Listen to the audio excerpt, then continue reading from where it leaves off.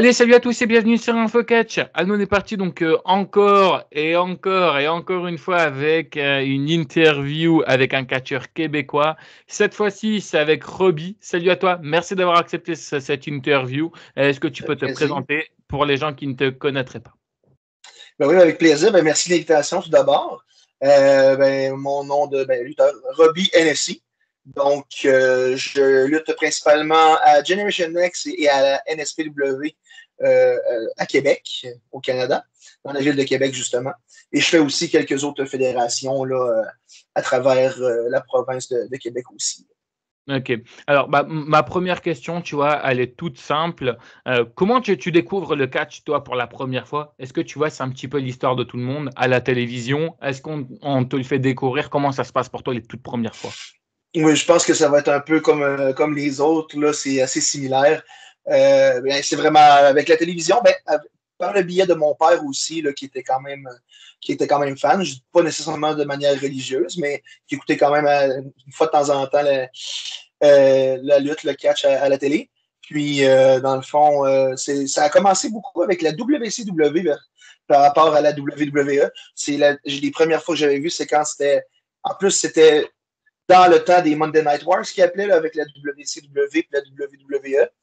Donc, c'est là que j'ai commencé, j'ai accroché un peu plus.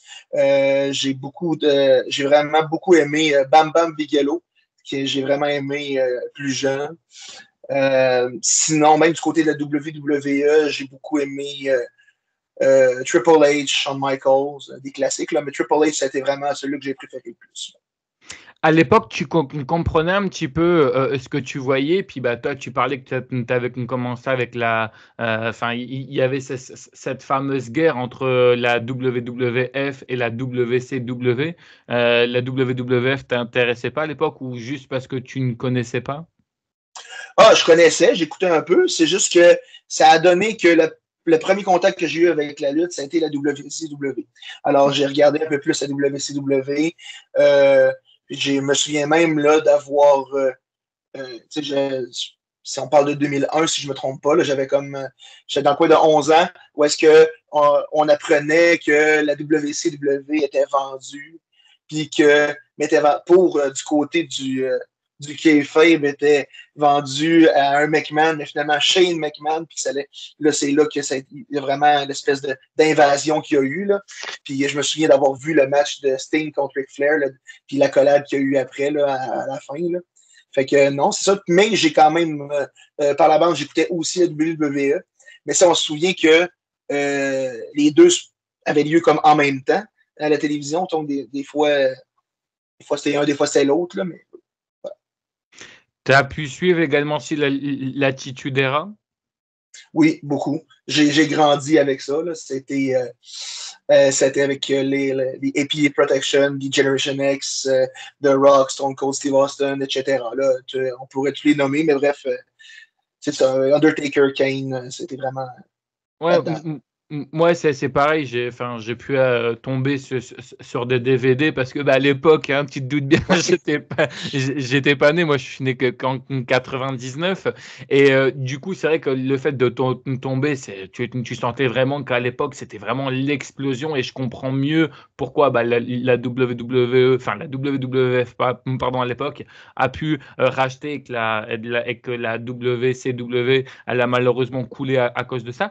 Tu dirais que c'était quoi, toi, l'élément déclencheur qui t'a permis justement donc d'être ce simple fan de catch qui découvre le catch à l'époque à catcheur aujourd'hui? Combien de temps ça t'a pris, toi, par exemple, de passer ce cap-là et comment c'est Ben, arrivé? c'est particulier un peu dans le sens où est-ce que, dans le fond, bon, j'habitais dans une ville au Québec où est-ce que j'avais des amis qui avaient commencé à faire des cours de lutte, dont entre autres Travis Toxic, puis son grand frère qui est un de mes meilleurs amis, Big Stone, qui se trouvait deux lutteurs ici au Québec aussi.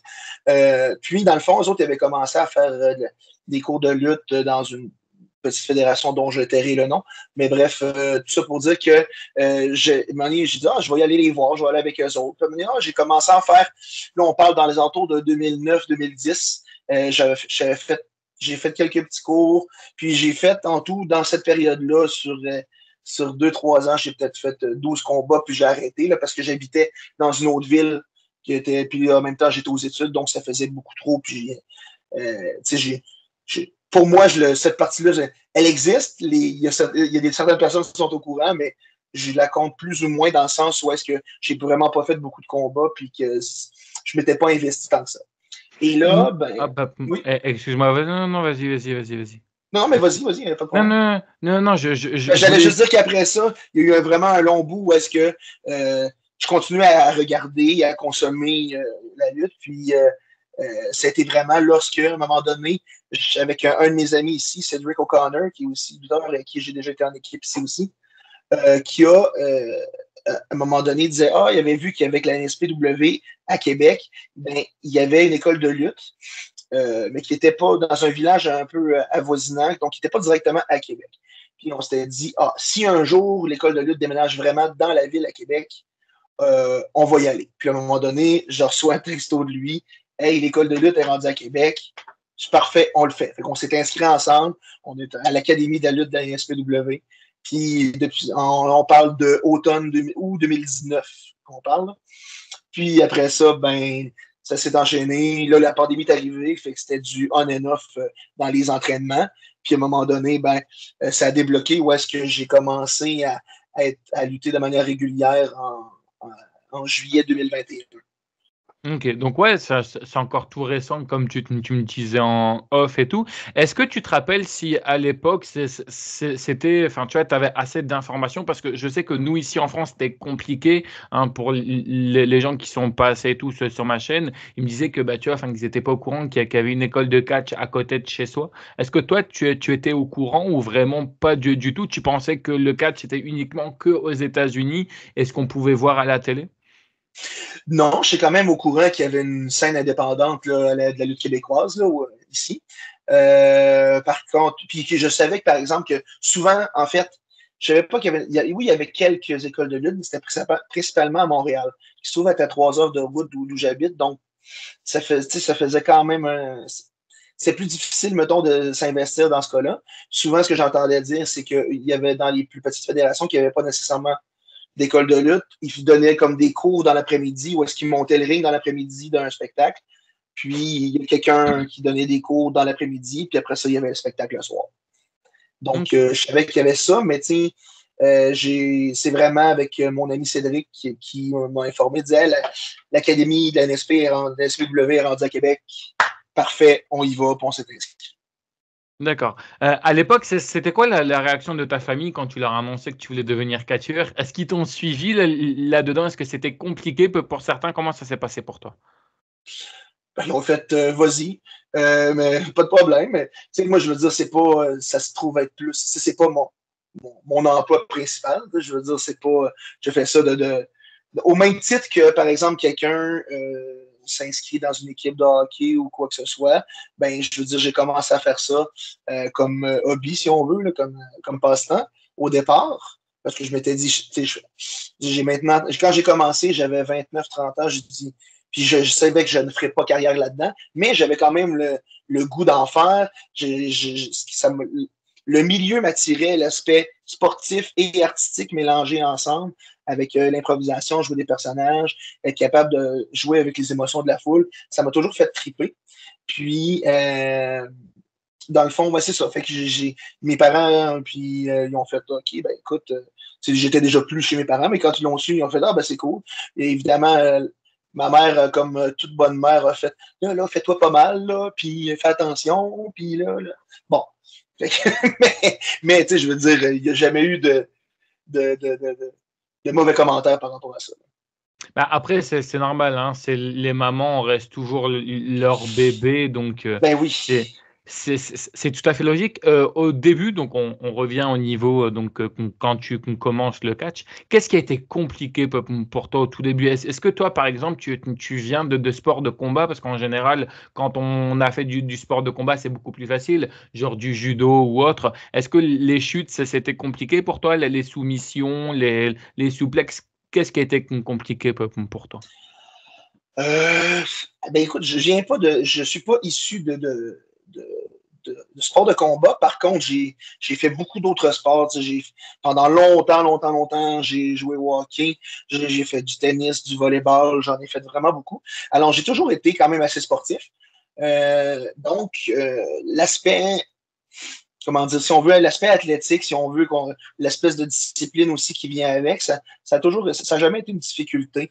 Je pense que ce qui a été, je pense ce qui a été plus difficile, ça a été les lendemains, en fait, les surlendemains d'entraînement, où est-ce que ton corps est tout ankylosé, puis là, t'as mal partout parce que justement, ton corps n'est pas habitué à ce genre de chute-là, ce genre de mouvement-là, où est-ce que tu marches, puis t'as le cou barré, puis les bras bougent quasiment plus, t'as mal dans le dos. Ça a été ça, s'habituer, je pense, un peu à ça.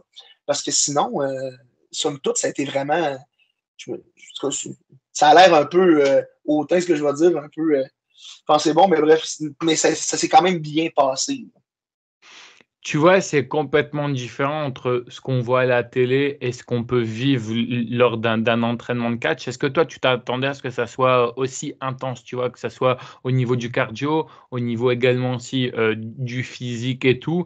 Est-ce que tu t'attendais vraiment à ce que ça soit aussi compliqué? Oui, je m'attendais à ce que ça soit demandant. Ayant fait plusieurs sports, puis je veux dire, j'ai quand même fait quelques cours d'arts martiaux mixtes par-ci par-là auparavant, jamais de manière intensive. Là. Mais oui, je m'attendais à ce que ça soit demandant. Ça a été demandant, ça n'a pas toujours été évident. Je veux dire, en effet, l'aspect cardio est sous-estimé parfois. Là, puis, même chose, là, je veux dire, oui, c'est pas un secret pour personne, c'est prédéterminé. Je veux dire, oui, l'objectif, c'est d'essayer de convaincre la foule avec les mouvements, puis tout, etc. Mais ça reste que les chutes qu'on fait, c'est quand même un impact sur le corps. Alors, ça aussi, ça devient dur aussi sur le corps à la longue. Donc, il faut bien en prendre soin aussi. En général, cette question, je la pose beaucoup plus tard parce que c'est vrai que j'ai un signe, mais tu m'as tendu la perche, donc du coup, je vais la saisir. Mais juste avant de la saisir tout de suite, je vais te la laisser tout de suite, la perche, mais je la reprendrai après, il n'y a pas de problème. Je voulais juste continuer, si tu veux bien, avec une dernière question, puis après, il n'y a pas de souci, hein. Je te poserai la question là. Je voulais savoir, quand on arrive dans un endroit où on ne connaît pas, comme salle de catch, parce que bah, toi, tu disais, hein, tu ne connaissais pas et en général, pareil, hein, les gens ne connaissent pas uniquement que à travers la télé. C'était important pour toi d'être bien accueilli dans un endroit où tu ne connais pas? Ben oui, c'est l'espèce de camaraderie qu'on recherche un peu dans les sports d'équipe, parce que même si la lutte, oui, c'est techniquement individuel parce qu'on s'affronte un contre l'autre, ça reste que c'est un travail d'équipe. On prend soin de l'autre.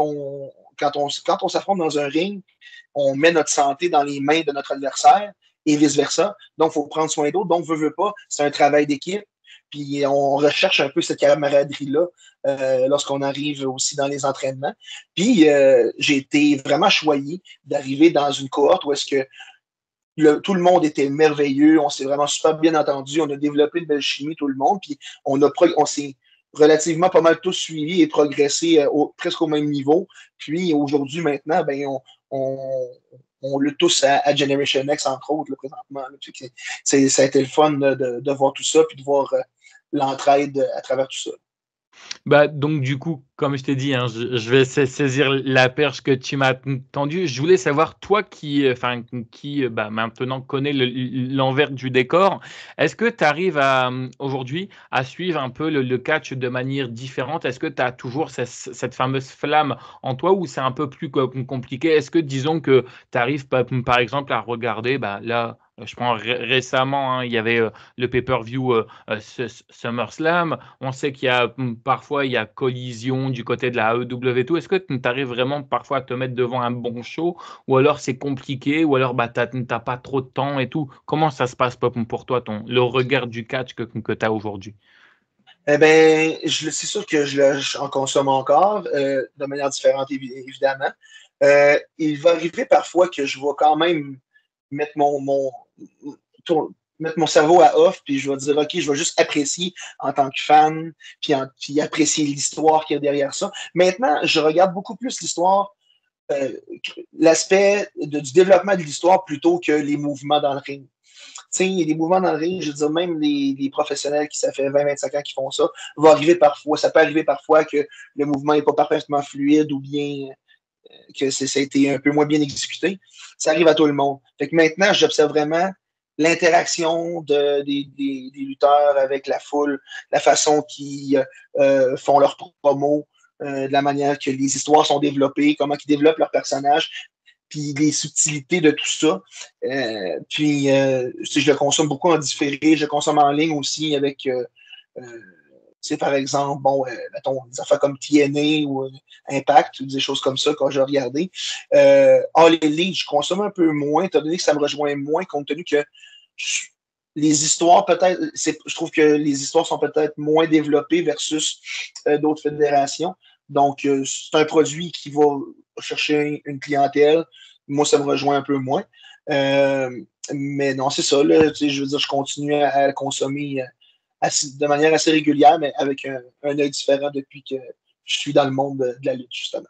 Et c'est important pour toi de pouvoir quand même continuer à en consommer parce que bah, je sais qu'en général, les gens que j'ai eus, hein, que ça soit enfin, des Québécois ou des Français, peu importe, hein, vous êtes tous différents par rapport à ça, et vous avez tous une vision différente, mais c'est vrai que moi, tu vois, c'est aussi l'une des parts, parce qu'il faut savoir que moi, j'ai déjà fait juste un seul entraînement et j'en ferai qu'un seul parce que honnêtement, c'est vraiment intense et tout. Je me suis pris des atémies, laisse tomber, c'était mon baptême de feu.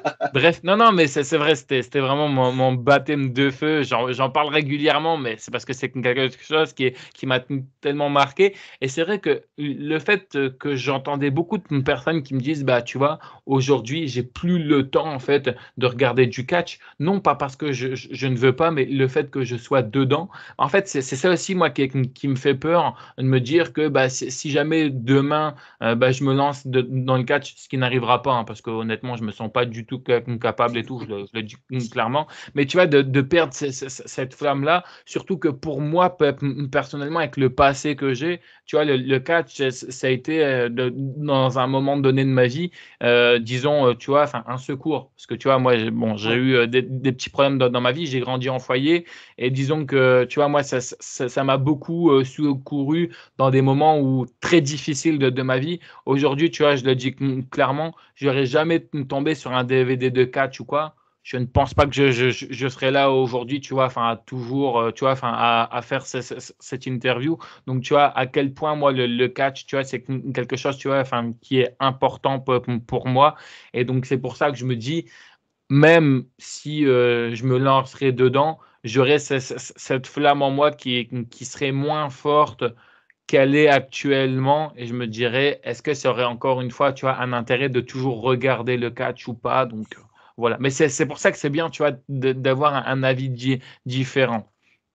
Oui, puis je veux dire, ça n'empêche pas, donc on est quand même capable d'apprécier comme un fan Ouais. normal aussi la lutte. Tu sais, je veux dire, je pense à WrestleMania cette année, justement. Oui, Toute l'histoire en lien avec The Rock, la Bloodline, Roman Reigns, Cody Rhodes, et tout ce qui est alentour, et toutes les subtilités, tu sais, par exemple, Roman Reigns avec le coup de chaise à Seth Rollins, etc.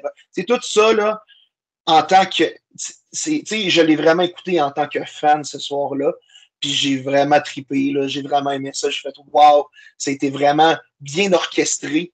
Puis après ça, ben justement, après ça, ben, une fois que c'est complété, là, l'aspect analytique embarque. On fait comme, hey, c'était vraiment bien orchestré. Ils ont fait telle affaire. Ah, le clin d'œil à ça. Ah, telle chose. Là, tu fais, ah, mon Dieu, c'était vraiment bien fait. Fait que là, moi, de cette manière-là, justement, j'ai des moments que je vais l'écouter comme comme un fan. Il y a d'autres moments que je vais l'écouter plus pour soit m'inspirer, me trouver peut-être des idées soit dans les histoires qui vont s'en venir, soit dans les combats ou comment me comporter en tant que personnage, etc. Là, donc, voilà. OK. Et en plus, vous, l'avantage que vous avez contrairement à nous, c'est que vous, le catch, c'est pas super tard. Ça doit être quoi? Ça doit être aux alentours, en général, quand c'est un pay-per-view, c'est quoi? C'est aux alentours de 17h, 18h chez vous, alors que nous, c'est vers 1h ou 2h du matin, quoi. Donc, Oui, ben c'est tu ça. vois, c'est vrai qu'on n'a pas non plus notre œil assez, tu vois, assez focus et tout. Donc, tu vois, des fois, on doit faire les gros yeux comme ça pour pas venir. Moi, tu vois, je t'avoue que bah, je l'ai fait, hein, les pay-per-view en direct et tout. Hein, je fais tous les pay-per-view. Il m'arrive des fois, tu vois, un peu de colmater, donc tu vois, de louper des actions et tout. Mais c'est vrai que honnêtement, franchement, c'est incroyable. Tu parlais justement de ton personnage. Si tu devrais nous le décrire, ton personnage, comment tout a commencé pour toi, d'où vient ce prénom, bref, s'il y a des choses à modifier ou à changer, parce que bah, dans la vie, on évolue, tout le monde évolue. Qu'est-ce que ça serait pour toi et pourquoi? Bien, Robbie Hennessy, c'est vraiment sorti du fait que j'ai essayé de trouver un nom qui sonnait bien à l'oreille. Tu sais, je veux dire, qui se dit bien, que ça soit facile à prononcer, autant pour les enfants que les adultes, que ça, comme j'ai dit, ça sonne bien à l'oreille. Robbie Hennessy, ça rime, ça rime, pardon, ça se dit bien. Donc, c'est vraiment purement comme ça que j'y ai réfléchi. Il n'y a pas de raison autre que celle-là. Mon personnage, ben écoute, il est encore en construction après 3 ans malgré tout. Des fois, genre, je parlais de ça entre autres avec mes coachs. Je sais comment, j'ai du sens, j'ai de la difficulté des fois à, à mettre le X sur ce que je suis parce que souvent, on va souvent demander. Souvent, mettons, ce qu'on se fait dire, c'est que si, par exemple, on allait dans une grosse fédération, etc., ils vont te demander, OK, en 3 mots, dis-moi, c'est quoi ton personnage? Ferais-tu avoir une phrase? C'est quoi ton personnage? Tu serais capable de le décrire? Ben, justement, je ne suis pas encore tout à fait rendu là.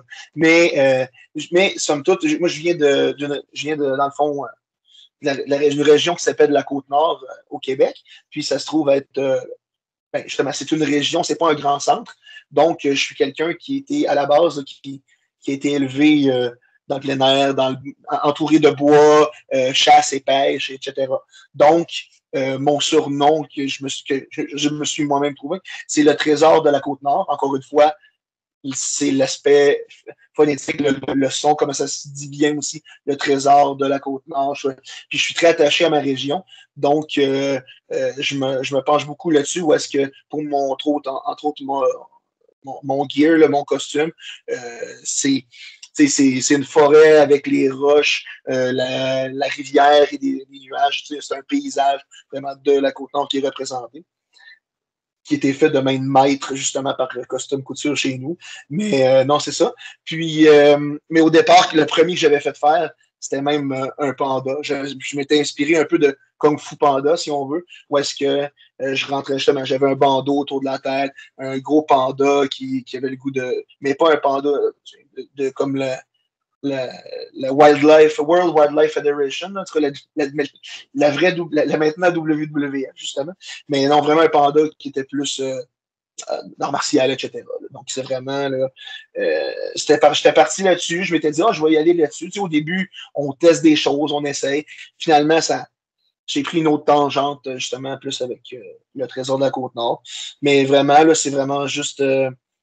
Moi, je suis quelqu'un qui, malgré ma corpulence, qui est relativement assez athlétique, donc je vais vraiment peut-être me démarquer des autres gros bonhommes qu'on appelle les gros monsieur.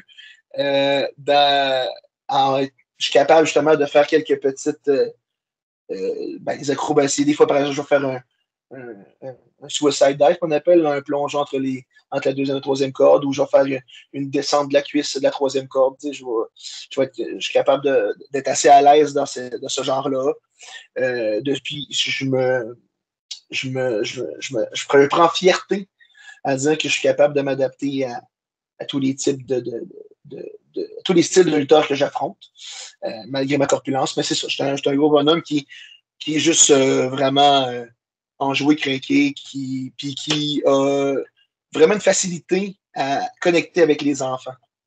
En même temps, je veux dire, je suis enseignant de profession au primaire. Donc, peut-être qu'il y a ça aussi, le fait que j'ai vraiment de facilité d'entrer en connexion avec les enfants. Fait que j'imagine que ça se transparaît dans mon personnage aussi, juste par ma présence. Donc, j'ai vraiment une facilité, là. Puis de cette manière-là, je pense que c'est cette manière-là que j'ai été capable d'aller accrocher les gens. Parce que, mettons, les parents viennent avec leurs enfants. Là, ils voient que tu donnes de l'attention à leur enfant un enfant trip, ils font comme, bon, on l'aime lui aussi. Bon.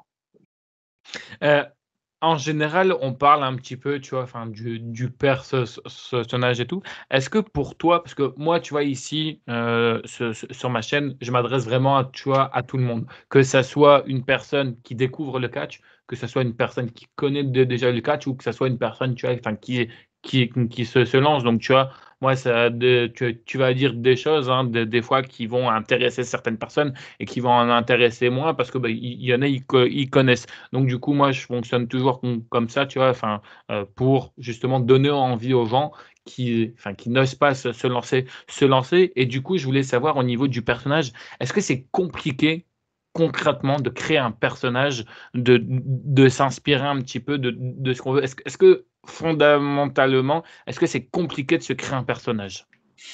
Ça dépend vraiment de chaque personne, puis de ta personnalité aussi. Parfois, il va arriver des promoteurs où est-ce qu'ils vont, qui vont peut-être te proposer une gimmick, un personnage qui va faire en sorte qu'ils ont besoin de ça pour une histoire quelconque. Il y a d'autres fois, c'est toi-même qui vas arriver avec quelque chose. Il y en a qui ont beaucoup d'imagination ou qui savent déjà exactement ce qu'ils veulent ou qui savent déjà c'est quoi leur case, si on veut, leur créneau, d'où se placer dans le monde de la lutte. Donc, ils sont déjà, dès le départ, ils font comme OK, moi je m'enligne pour faire ça. Alors, je vais faire ça. Ça dépend vraiment de chaque personne. Comme je vous dis, moi, je ne l'ai pas saisi encore à 100%, hein, mais il y en a d'autres, comme je pense, mettons, à un de mes amis, justement, Keith Alexander, que tu as reçu récemment, en tout cas, il y a Golden Greg aussi, que eux autres, ils ont trouvé tout de suite que c'était quoi leur personnage, vers quoi ils s'enlignaient, puis ça a été vraiment, ils l'ont vraiment bien développé et ils le maîtrisent à 100%. OK. Alors justement, c'est pas évident pour tout le monde de pouvoir, en général, tu vois, s'exprimer devant une foule et tout, hein. Parfois, il y en a, ils sont complètement tétanisés. Je voulais savoir, est-ce que toi, avant un match, est-ce que tu es stressé? Est-ce que tu as un rituel pas particulier? Est-ce que justement, tu as vu des rituels particuliers? Je sais qu'il y en a plein ici, hein, qui sont pas passés, qui m'ont dit que, ils aiment bien boire de l'eau. Enfin bref, je vais pas tous te faire, sinon ça serait beaucoup trop long, mais est-ce que toi, tu as un rituel particulier ou pas du tout avant tes matchs? Et est-ce que tu es stressé? C'est ça le plus important. En fait, on est toujours un peu stressé, un peu nerveux, puis je pense que c'est important de le conserver parce que le moment où est-ce que tu es plus stressé puis tu arrives avec peut-être une trop grande confiance, c'est Ouais. là que tu peux peut-être. On dirait que quand tu arrives une trop grande confiance, c'est là que peut-être il peut arriver des choses. Donc, je pense que c'est important. C'est sûr qu'il ne faut pas que ce soit un stress qui vient te tétaniser, qui vient te figer. Mais il va arriver lorsque je vais affronter des vétérans, des gens qui ont beaucoup d'expérience, où est-ce que là, je vais être plus nerveux, vraiment stressé.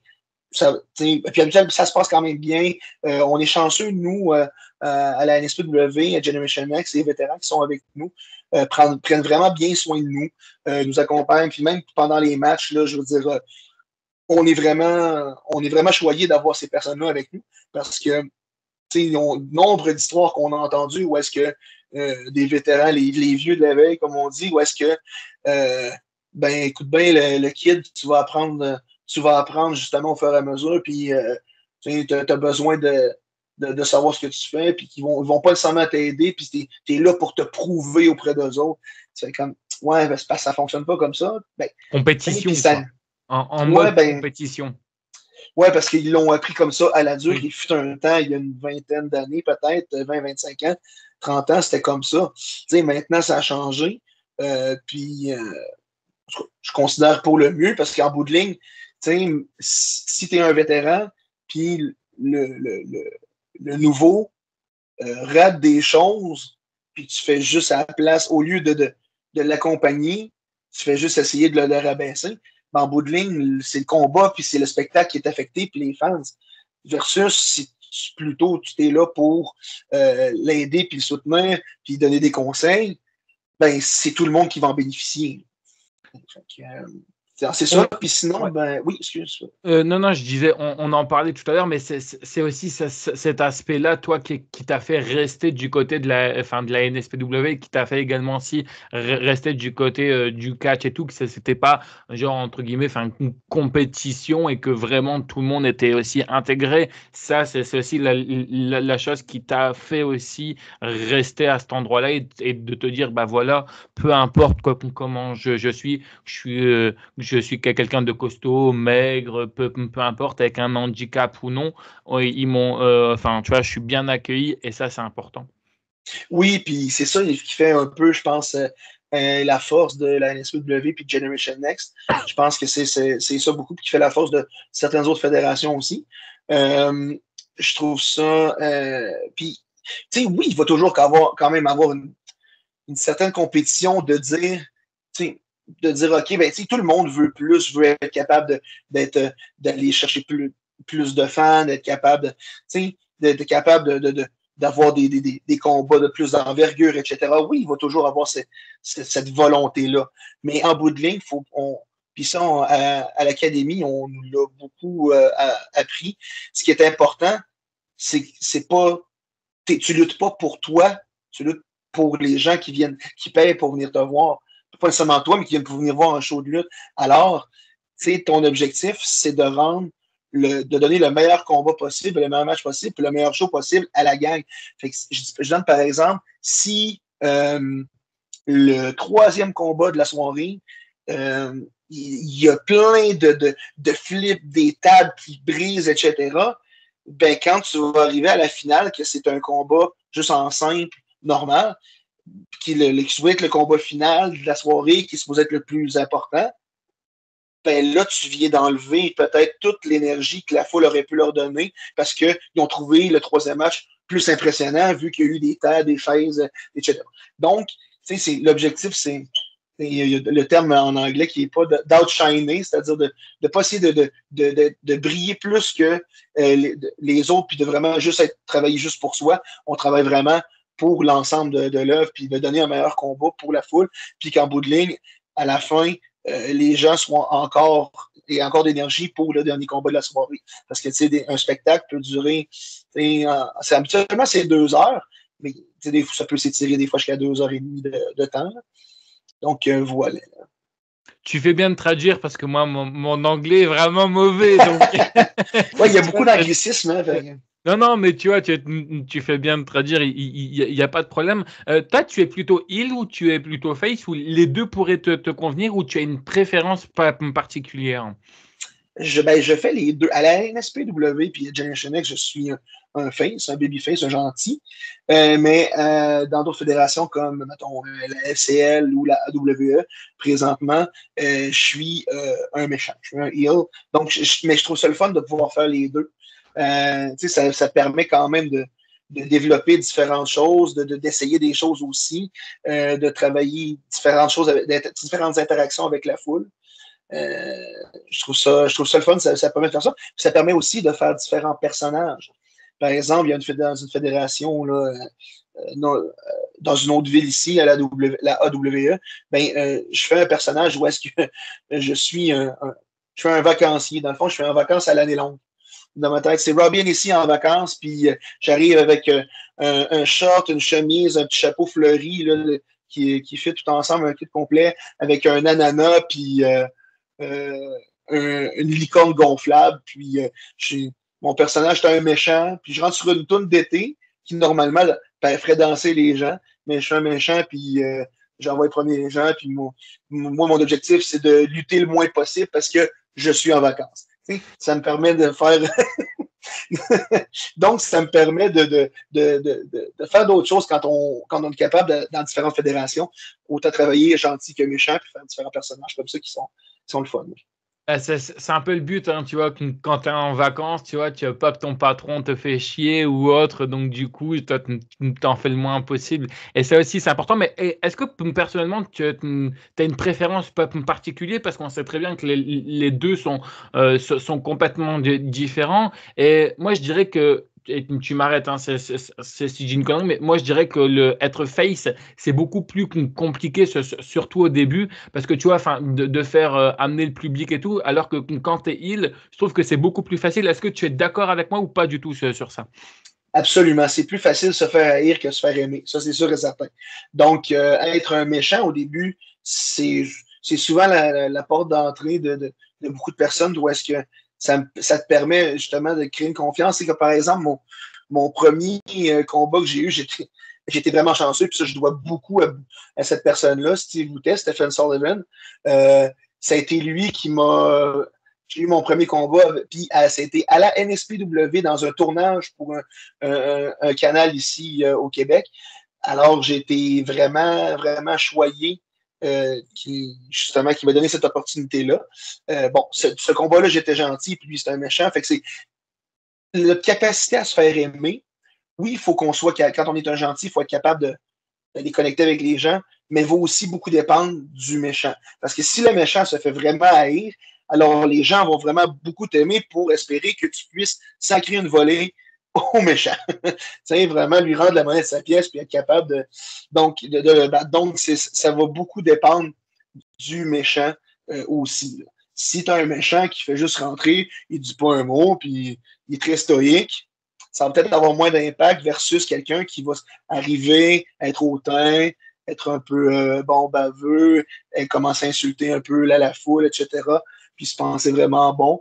Ben là, quand tu vas arriver, le gentil, déjà là, tu vas être capable d'avoir une certaine réaction. Après ça, ça va être une partie à faire toi-même en tant que gentil, d'essayer de créer une connexion avec les gens. Puis tout le monde va dire, ben non, c'est pas vrai. Il y a beaucoup de personnes qui préfèrent être méchants. Je te dirais que j'ai une petite préférence à être un gentil, pas parce que je souhaite l'amour des gens ou l'attention, etc., mais vraiment juste parce que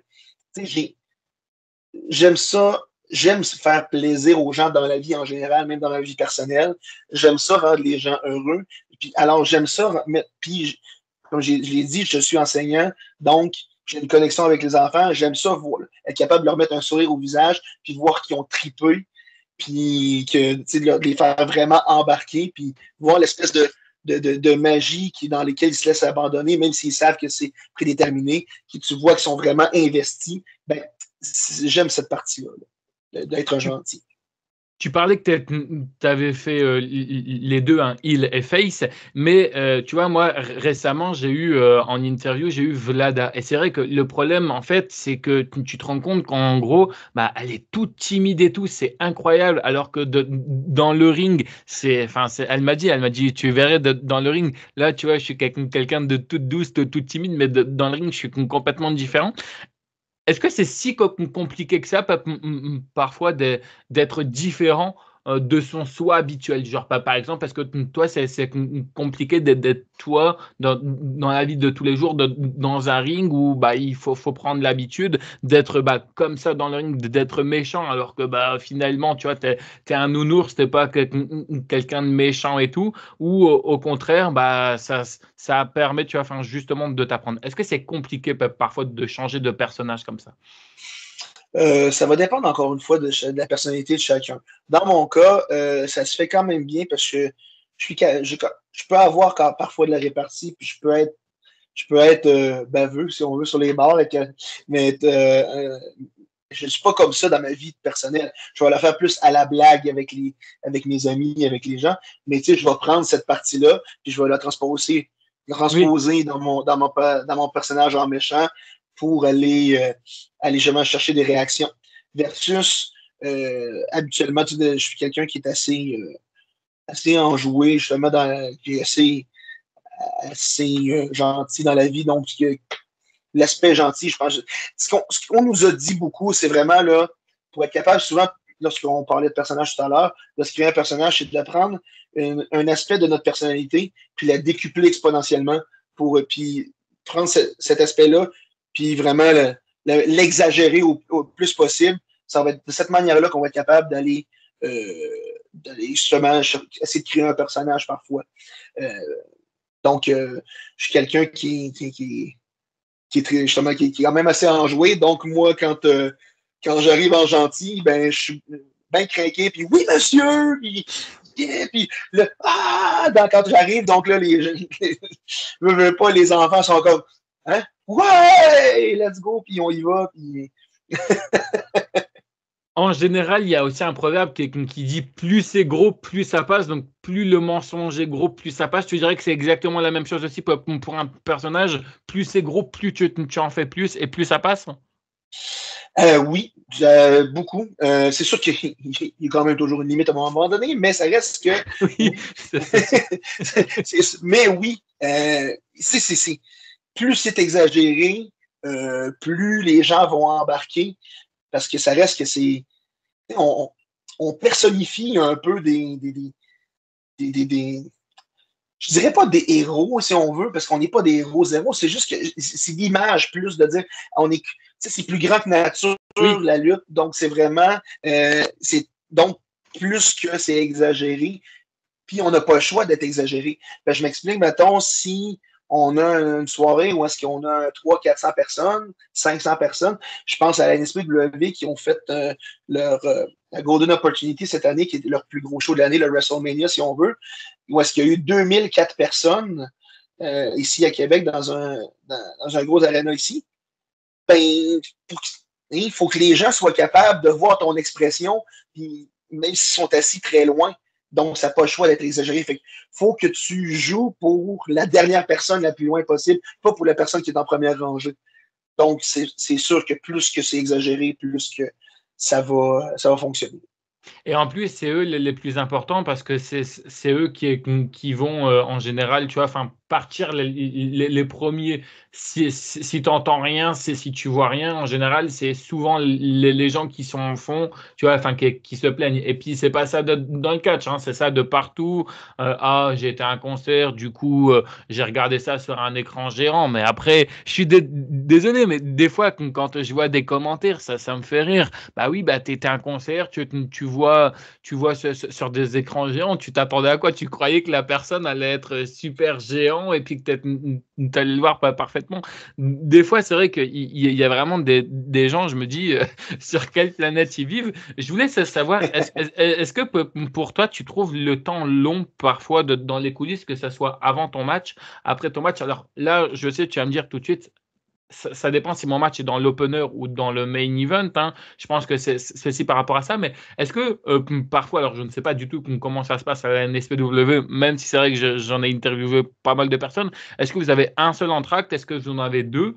Combien de temps dure à peu près un entracte en général? Mais est-ce que pour toi, tu trouves que le temps est long ou ça passe assez vite? Pourquoi je te pose excuse-moi, je prolonge ma question et après je te laisse parler. Pourquoi je te pose ça? Et c'est vrai que je la pose aussi à tout le monde, parce que bah, c'est vrai qu'en général, moi, je vais dans certains shows et tu vois, quelques heures avant que le show commence, je suis là, je me dis vivement que tu vois, j'arrive au show. J'arrive un petit peu, des fois, il se peut que j'arrive genre une heure à l'avance parce que bah voilà, je suis comme ça, j'aime bien toujours arriver à l'avance et j'aime pas arriver en retard, ce qui n'était pas le cas, hein, voilà, comme ça, ils savent ce qui n'était pas le cas de notre interview.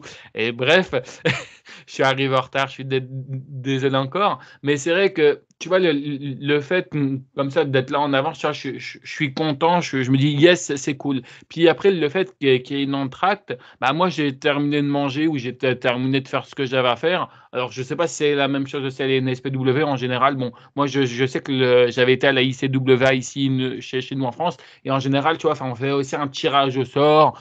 Il y en a qui peuvent gagner des lots. Enfin bref, on fait comme on peut. Puis ensuite, après, on reprend. Est-ce que c'est long? Ça y est, je vais me taire, je vais te laisser parler, mais est-ce que c'est long pour toi ou pas du tout?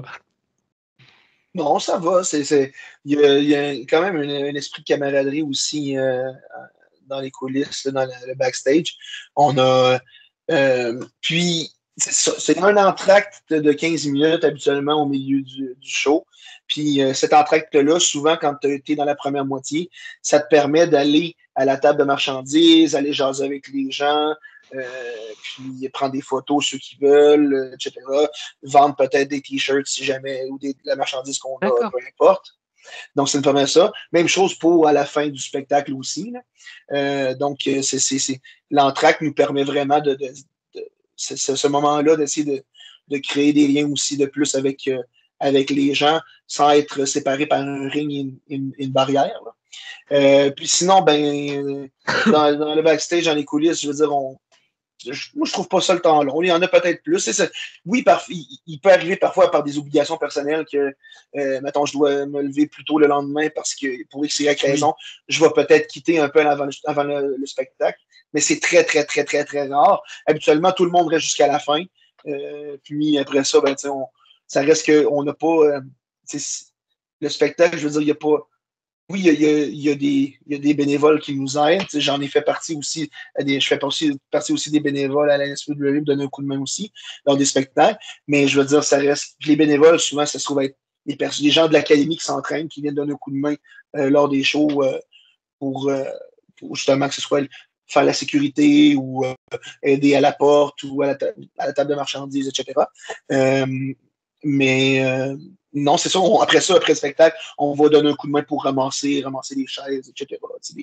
Des petites choses comme ça, après avoir parlé des fois avec les fans. Ça. Tu m'as retendu une perche, hein, je suis désolé, je vais la ressaisir. Vas-y.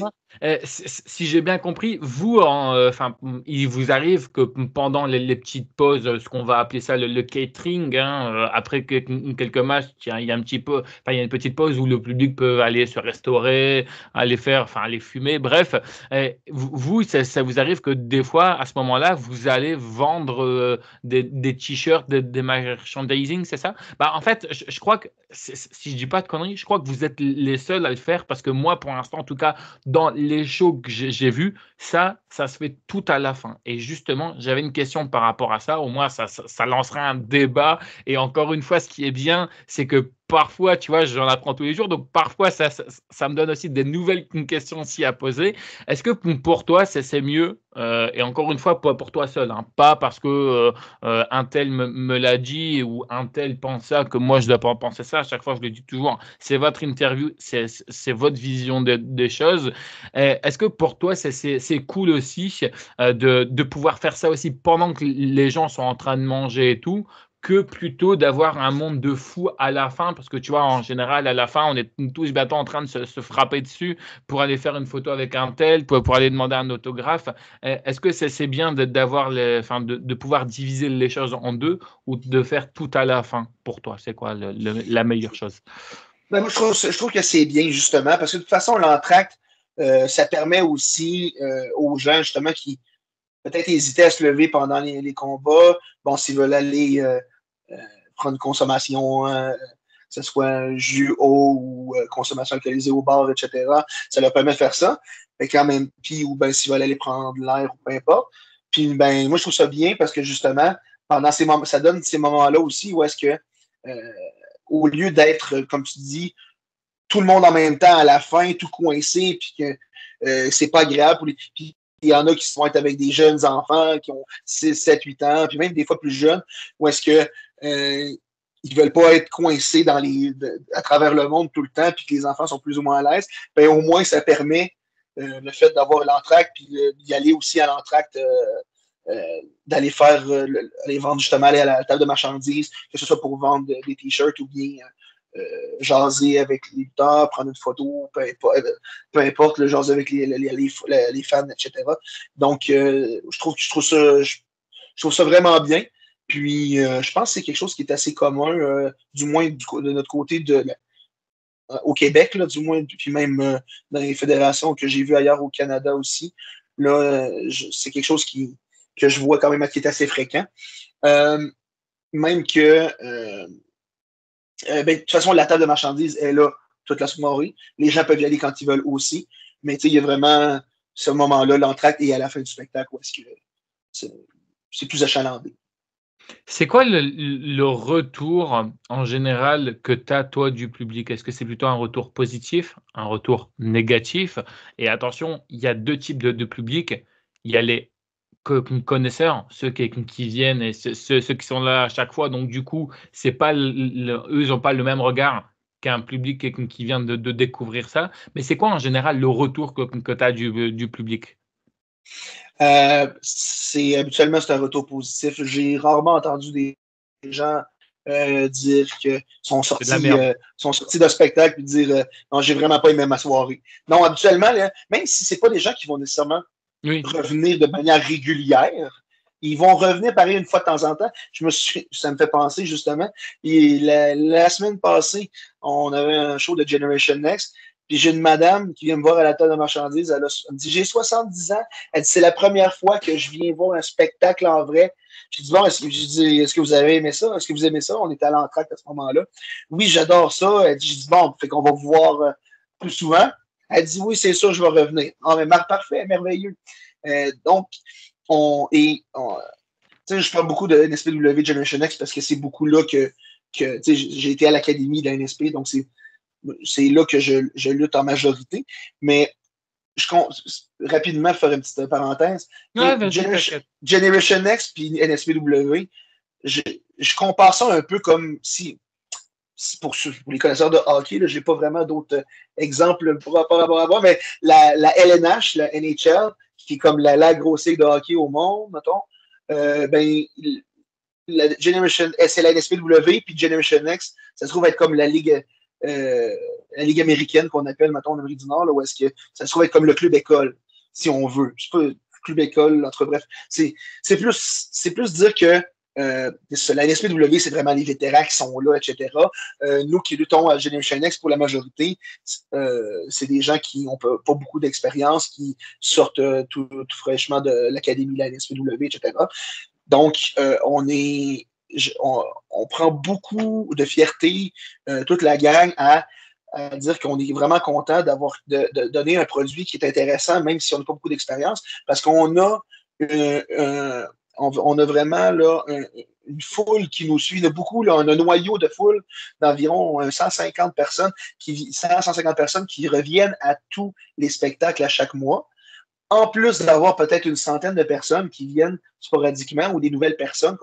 Fait qu'on est capable d'avoir toujours entre 200 et 300 personnes pour une fédération de lutteurs qui n'ont pas beaucoup d'expérience. On prend beaucoup de fierté à ça.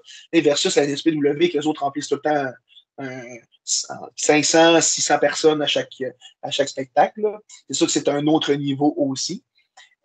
Mais non, c'est ça. Là, puis là, la parenthèse fermée, pour revenir à ce que tu disais avec les différents fans, ben c'est ça, on a une réaction positive des fans qui sont connaisseurs parce qu'ils reviennent puis suivent nos histoires. Puis on a aussi des réponses positives des néophytes, de ceux que c'est leur première fois, puis qui ont vraiment trippé à venir en gang, puis c'est sûr qu'on va revenir.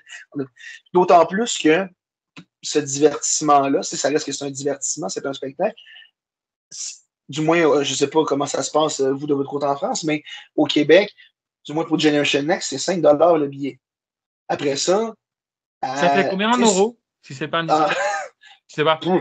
Ça doit être 5 ça doit être 2 euros, 3 euros peut-être. D'accord. Nous, non, c'est plus cher. Nous, pour les moins de 12 ans, c'est 5 euros. Et pour les plus de 12 ans, c'est 10 euros à peu près. OK. Ben, nous, c'est ça. Peu importe l'âge, c'est 5 pour nous. Donc, pour un 20 tu es capable de venir avec une famille de 2 adultes, 2 enfants. Ils ont un divertissement pour vraiment pas cher pour une soirée, puis qui ont du plaisir. À ce prix-là, des divertissements, il n'y en a plus beaucoup. Là.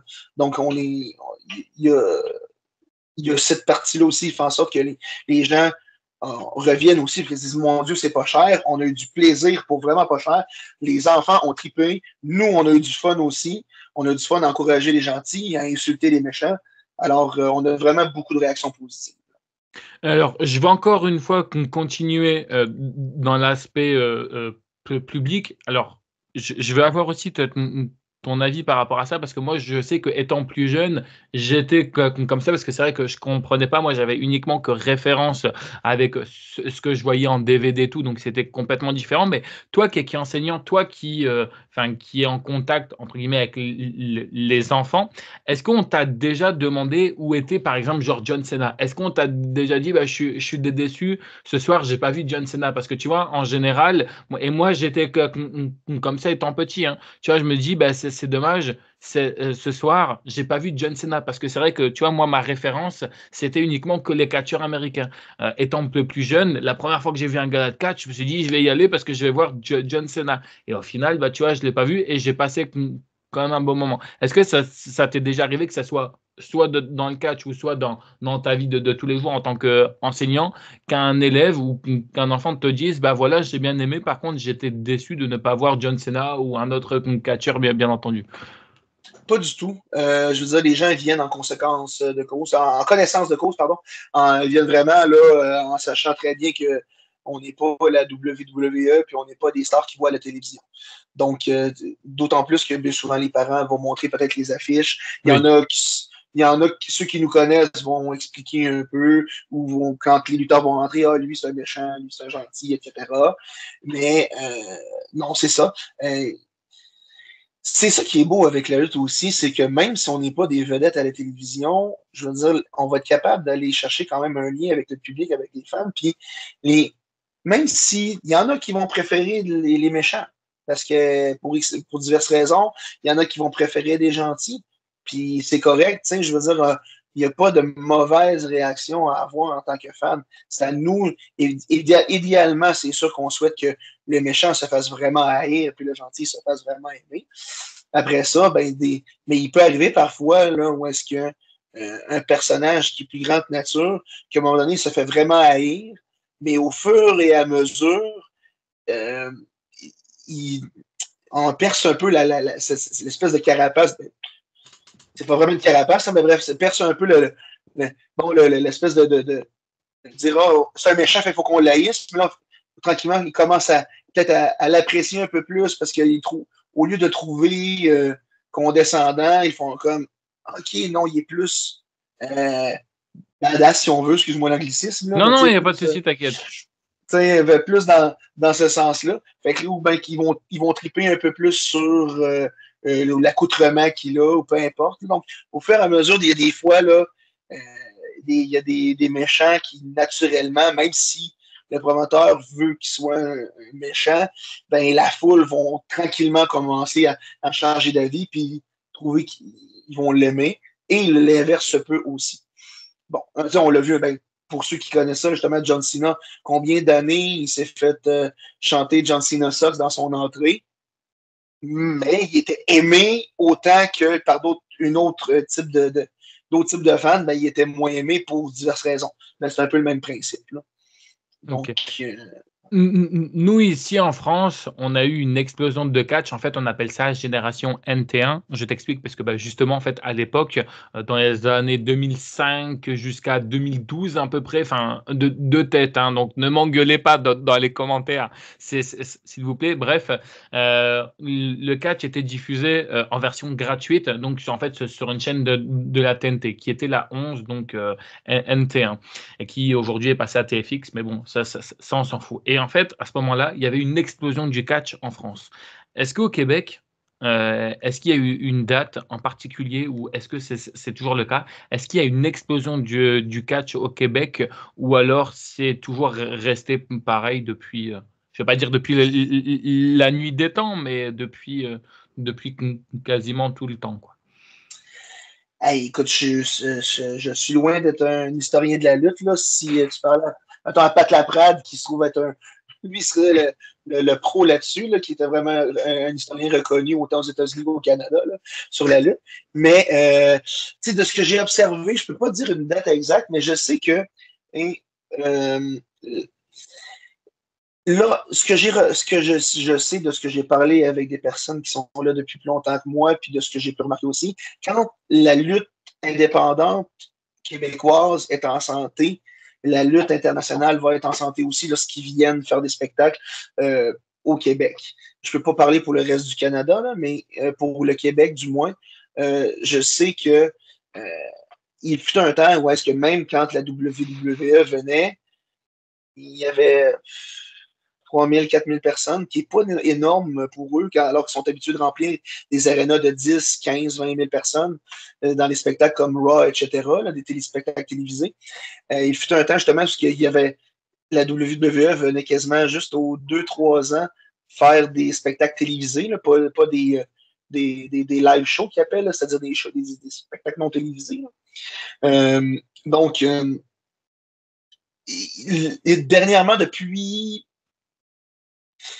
2017, 2018, tranquillement, 2019, là, la scène indépendante au Québec a été vraiment, a eu un boom, où est-ce que ça a commencé à être un peu plus pour j'ai juste des anglicismes dans la tête, mainstream, un peu plus, genre, moins pour les fans qui sont nichés, ça commençait plus grand public, ça cherchait, plus grand public un peu, et ça allait coïncider en même temps, ça l'a débloqué sur le fait que, bon, il y a la chaîne Historia qui, entre autres, nous autres, a fait un documentaire qui s'appelle 3 secondes, où est-ce qu'ils ont suivi beaucoup les lutteurs, principalement de la NSPW, entre autres. Puis ils ont suivi différents lutteurs dans leur parcours qui passaient justement à la télévision.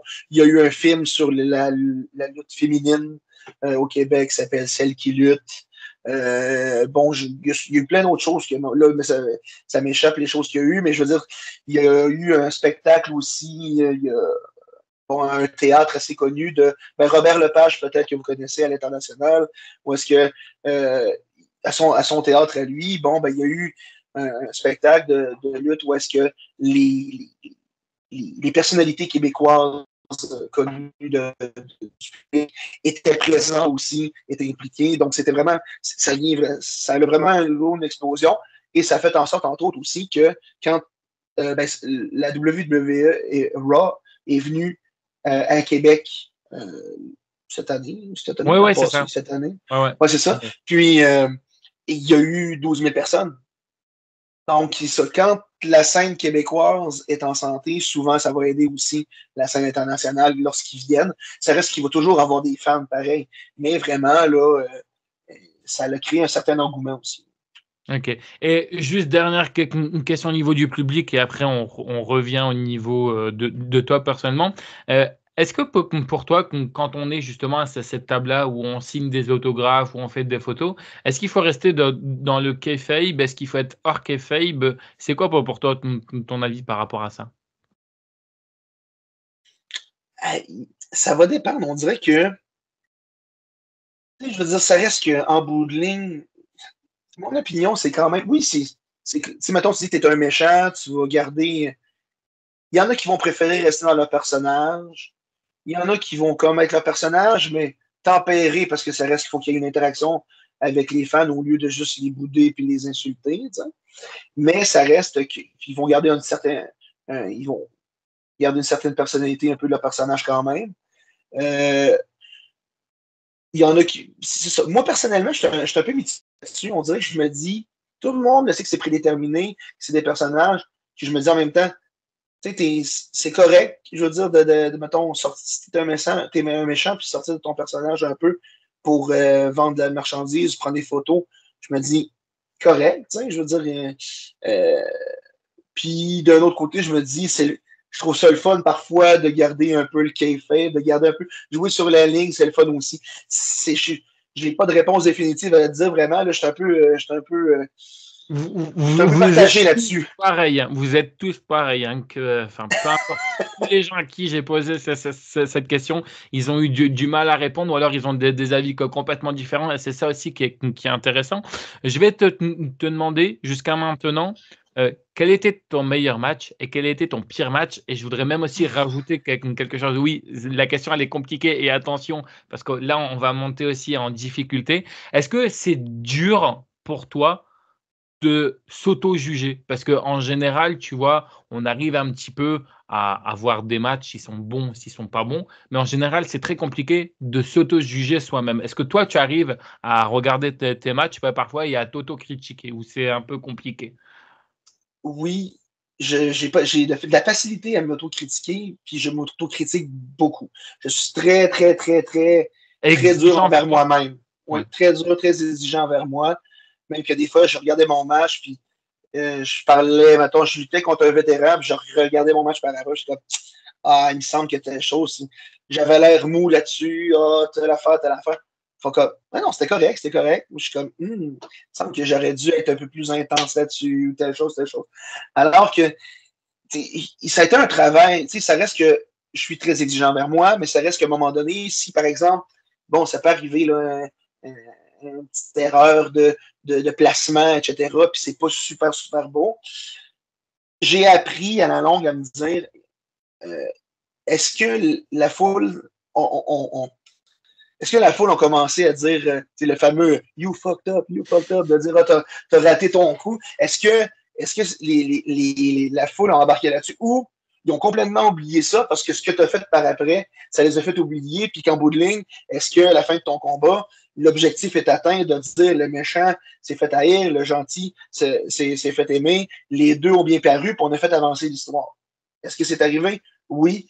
Bon, ben après ça, ce qu'on a fait qui n'est pas exactement parfait, c'est pour nous. Tu sais, je veux dire, puis les autres, puis pour les autres, mettons, les promoteurs qui font comme ah ouais, t'aurais peut-être dû plus, mais ça reste qu'il y a toujours place à amélioration. Fait que non, du côté de l'autocritique, je suis quand même capable de me juger beaucoup. Bon, tout ce qui est du meilleur et du pire match. Le pire match, ça a été je pense que ça a été mon premier match en équipe. Tu le comptes quand même, celui-là, le tout premier match, tu le comptes quand même, parce que je sais qu'en général, les gens, ils veulent pas le compter. Pourquoi? Parce que c'est leur début. Donc pour eux, c'est normal qu'ils font pas un match correct. Mais toi, tu dirais que ce serait vraiment ton premier match? C'était pas mon premier match en général, mais mon premier match, okay, ouais. Mais c'est mon premier match en équipe. Mais c'est parce qu'avec mon partenaire, on était habitués de travailler ensemble, il n'y avait pas de problème. Parce qu'on était juste moi et mon partenaire, Cédric O'Connor. Puis sauf que ça, c'était vraiment. Mettons, on était contre deux vétérans. Il y a un des deux vétérans qui nous a absolument rien collé dans le ring.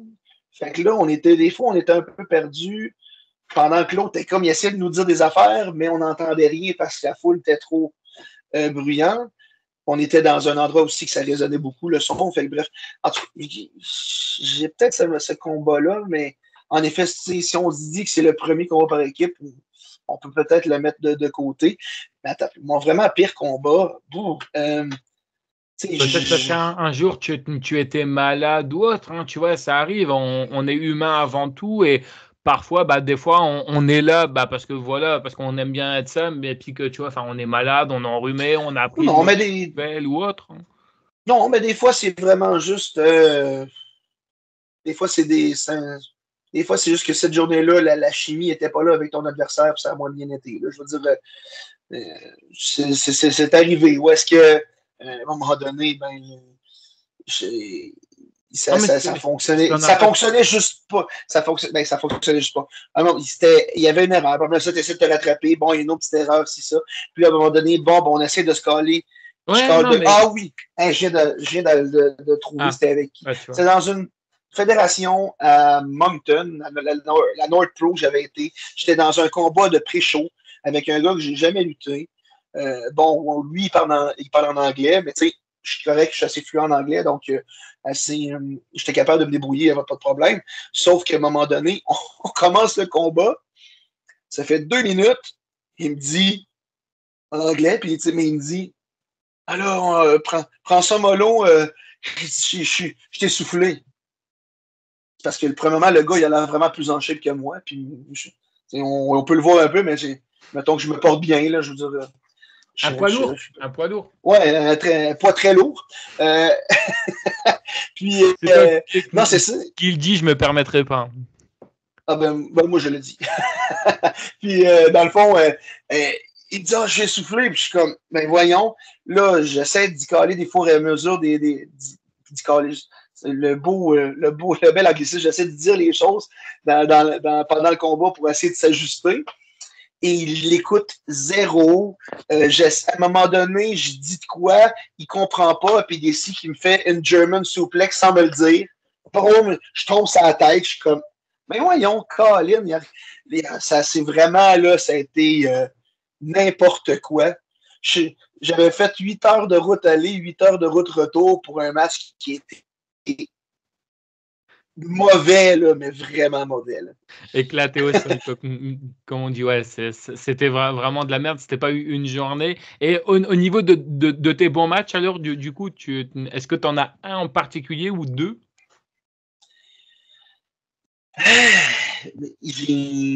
Souvent, on les oublie pas, les bons matchs.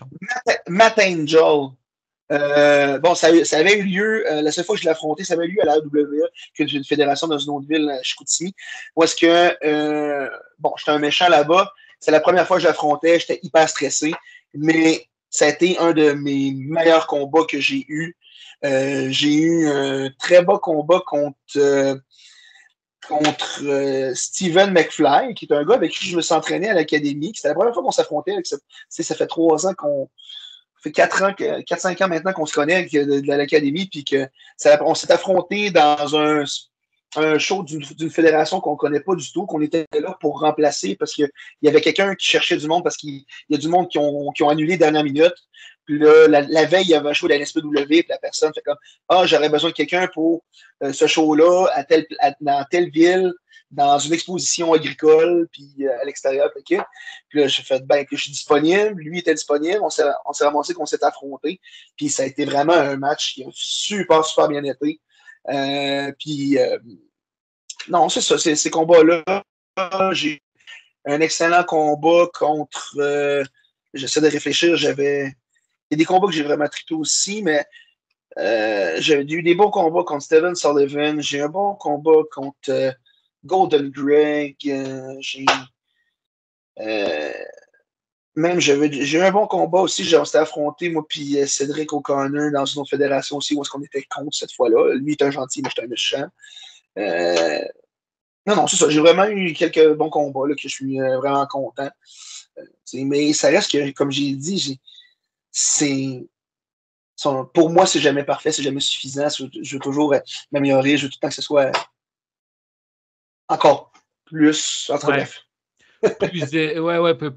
Plus impressionnant, alors que mais tu vois, en fait, je suis tout à fait d'accord avec toi parce que moi, je suis pareil aussi. Des fois, quand je fais quelque chose de bien, bah, tu vois, en fait, je me dis, bah, en fait, tu vois, je suis pas content de moi parce que pourquoi? Parce que peut-être que j'aurais pu encore faire mieux. Et tout le monde me dit, mais non, c'est bien, tu vois, ce que tu as fait tout. Sois fier de toi. Et c'est vrai que, tu vois, je reviens un peu à ce que tu disais tout à l'heure. Tu vois, je suis trop exigeant des fois envers même, ou alors, tu vois, j'ai aussi un manque de confiance en moi. Je sais pas si toi, c'est aussi pas pareil. Est-ce que parfois, tu as aussi des manques de confiance en toi? Oui, ça arrive. C'est comme tout le monde. Je veux dire, des fois, je sais que je fais bon, je vais lutter contre telle personne. On est en train de monter notre match. Puis, absolument, personnellement, j'ai quand même une bonne mémoire, mettons, pour monter notre match. Puis, à un moment donné, je fais comme. Il y a une fois, entre autres, je luttais contre Mathieu Saint-Jacques dans un spectacle qui avait été. Bon, on appelle ça des spot shows, c'est-à-dire des spectacles qui sont hors de la fédération, mais on est engagé pour un événement à tel endroit ou peu importe. Puis, ça a déjà été mon coach, Mathieu Saint-Jacques, puis il dit, on avait regardé, il dit, OK, c'est toi qui. Au départ, c'est lui qui allait over puis qui était le gentil. Il a dit, il est allé voir le promoteur, il a dit non, il dit, je vais être heel, Robbie va être face, c'est lui qui va over. L'autre fait comme, OK, pas de problème, de toute façon, c'est un show comme ça, puis il dit, fait que parfait, on dit, OK, on va terminer là-dessus. Il dit, à un moment donné, je vais faire telle affaire, sinon le reste, je te colle dans le ring, on va s'improviser. Et là, j'étais terrifié. J'avais peut-être 2 ans d'expérience à ce moment-là. J'en ai pas beaucoup plus aujourd'hui. Je suis rendu à 3 ans, là, mais là, j'étais comme, oh mon Dieu. Mais on pourrait peut-être faire telle affaire. On verra rendu dans le ring. Là, je retournais, je laissais un peu tapasser, je retournais voir. Hey, on pourrait peut-être faire telle affaire. On regardera ça dans le ring. Je suis comme, non.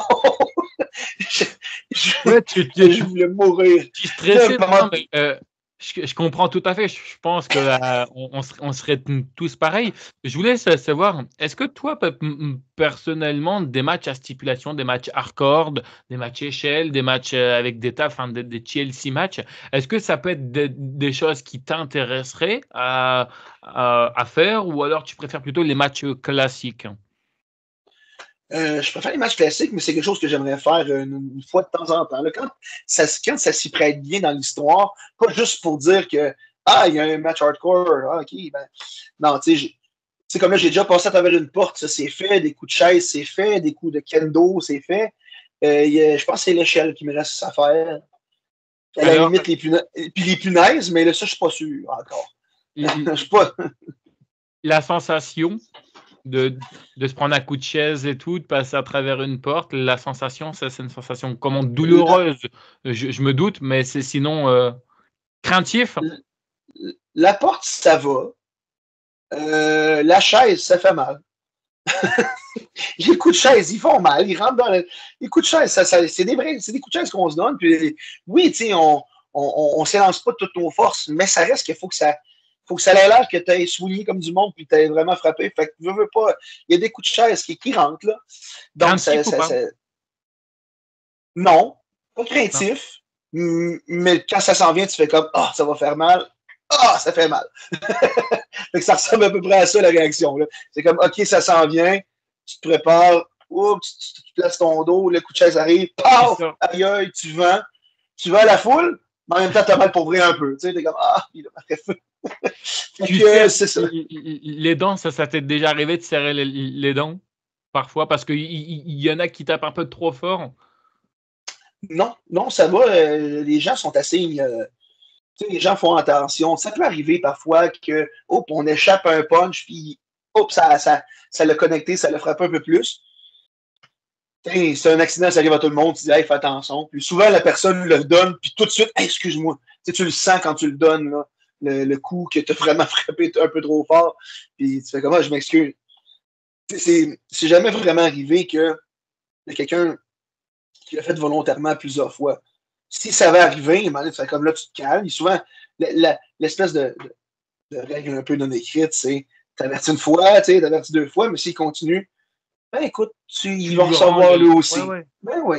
Écoute, à un moment Tu donné, lui rends je t'ai averti deux, trois fois, tu vas recevoir une à ton tour. Puis si tu te faut calmes pas, tu vas en surtout manger. pas. Ouais, il faut surtout pas qu'on commence à péter un câble et tout. Je veux dire, tu vois, il faut quand même rester professionnel. Faut pas dire, attendez, pousse 2 minutes.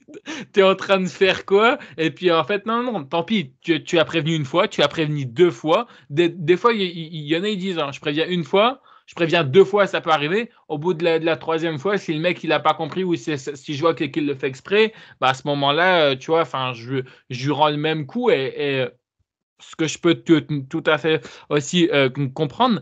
Est-ce que parfois tu regrettes ou non de t'être lancé dans le catch? Parce que pour différentes raisons, hein. Des fois, on pourrait se dire, bah, est-ce que j'ai fait le bon choix? Non, je regrette pas. C'est toujours une espèce de rêve que j'ai un peu caressé. Je savais que j'avais pas fait de carrière internationale, quoi que ce soit.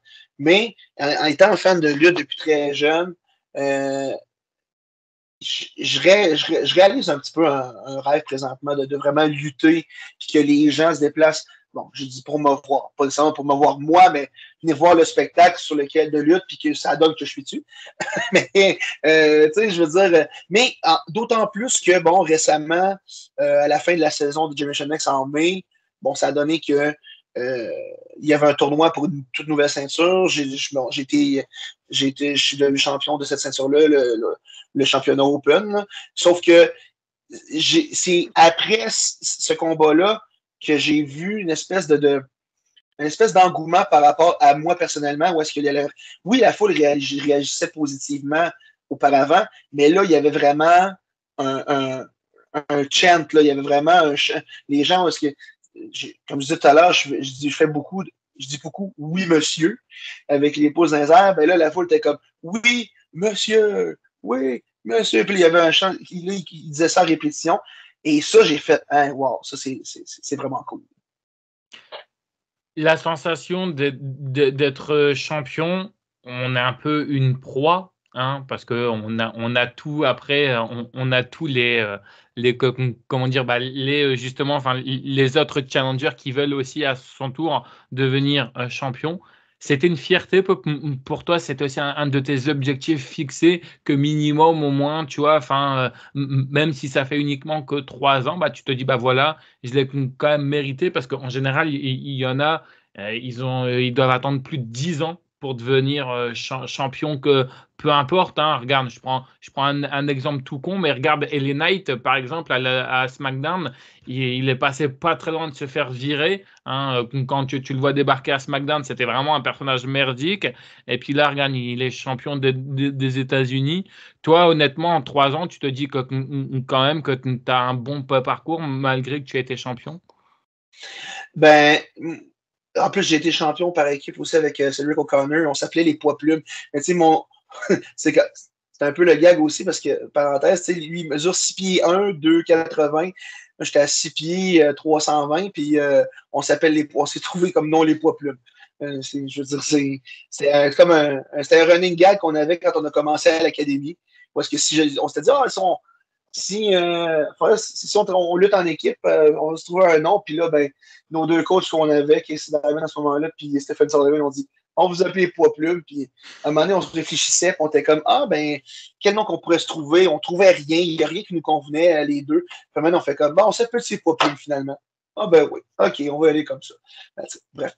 Mais pour revenir, ce que tu disais, le fait d'être champion, c'est pas le fait d'avoir la ceinture, parce que, tu sais, on le sait, c'est pas comme le UFC où est-ce que tu t'es entraîné, puis que tu sais des vrais combats, puis tu as vraiment battu l'autre, c'est prédéterminé, on le sait. Ce que je trouvais le fun d'être champion, c'est la tape dans le dos, la confiance qui vient du promoteur. Hein? Ça reste que, tu sais, on s'entraîne, on travaille fort, on est là, on est présent, puis la confiance, la tape dans le dos qui vient avec ça, qui est vraiment le fun. C'est pas le fait d'avoir la ceinture en tant que telle, de dire hey, je suis champion, c'est vraiment juste la confiance qui vient avec. Là. Puis, tu sais, oui, veux pas, pour, mettons, développer un fanbase, développer, mettons, une espèce d'engouement auprès des fans pour qu'ils t'aiment un peu plus. C'est sûr que le fait d'être champion, ça l'aide à ça aussi. T'sais.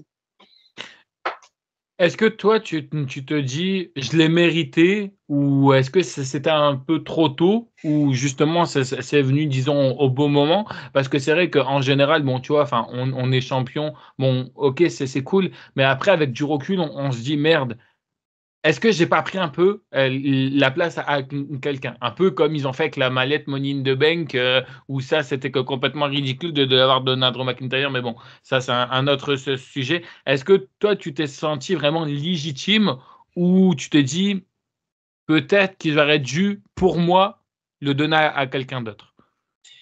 Je pense pas que j'ai volé la place de quelqu'un, mais je pense qu'il y a d'autres personnes qui l'auraient mérité aussi. T'sais, je pense à des gars comme Matt Sparkle, Sean Martel, Golda Drag, Léo Harvey. C'est tous des gars qui l'auraient mérité. T'sais, Cedric O'Connor aussi, mais Cedric O'Connor est devenu champion de Generation Next. Fait que lui, il a sa ceinture de champion de la fédération, c'est correct. Keith Alexander l'aurait mérité aussi, mais lui, il était champion Generation Next qui a été vaincu par Cedric O'Connor aussi. Mais c'est ça, il y a des gars comme ça là, qui. Puis Aiden Bright l'aurait mérité aussi. En tout cas, il y a d'autres gars comme ça qui, dans la fédération qui l'auraient mérité aussi. Comme j'ai dit, je pense pas que j'ai volé la place. Est-ce que je le mérite? À 100%, je peux pas vraiment dire. La seule chose que je peux dire, par contre, que je suis convaincu, c'est que j'ai travaillé fort, puis pour m'améliorer, pour vraiment me développer, j'ai été présent, je me suis impliqué. Donc, tu sais, c'est pour ça que je dis que je n'ai pas volé. Après ça, ce que je l'ai mérité, ça, c'est pas à moi en décider. Vraiment pas. C'est juste que c'est ça. J'ai travaillé fort pour. Comme je dis, je suis juste vraiment content que j'apprécie vraiment la confiance qui vient avec ça. Alors, je te parle pas forcément du côté de la NSPW, je parle en général, bien entendu. Est-ce que ça aussi, ça peut faire pour toi, à ton avis, susceptible de jalousie ou juste d'embrouille, de donner une mauvaise ambiance? Par exemple, quand quelqu'un est là, ça fait plus de 10 ans, de 12 ans, qui se casse les yeux du terme et qui se casse le cul, et qu'au final, bah, à chaque fois, on lui donne jamais le titre alors qu'il le mérite. Et puis, bah, par exemple, tu vois, un petit jeune qui arrive, genre, tu vois, ça fait 3 ans qu'il est là, on lui donne le titre. Est-ce que parfois, des fois, il se peut qu'il y a des embrouilles à cause de ça?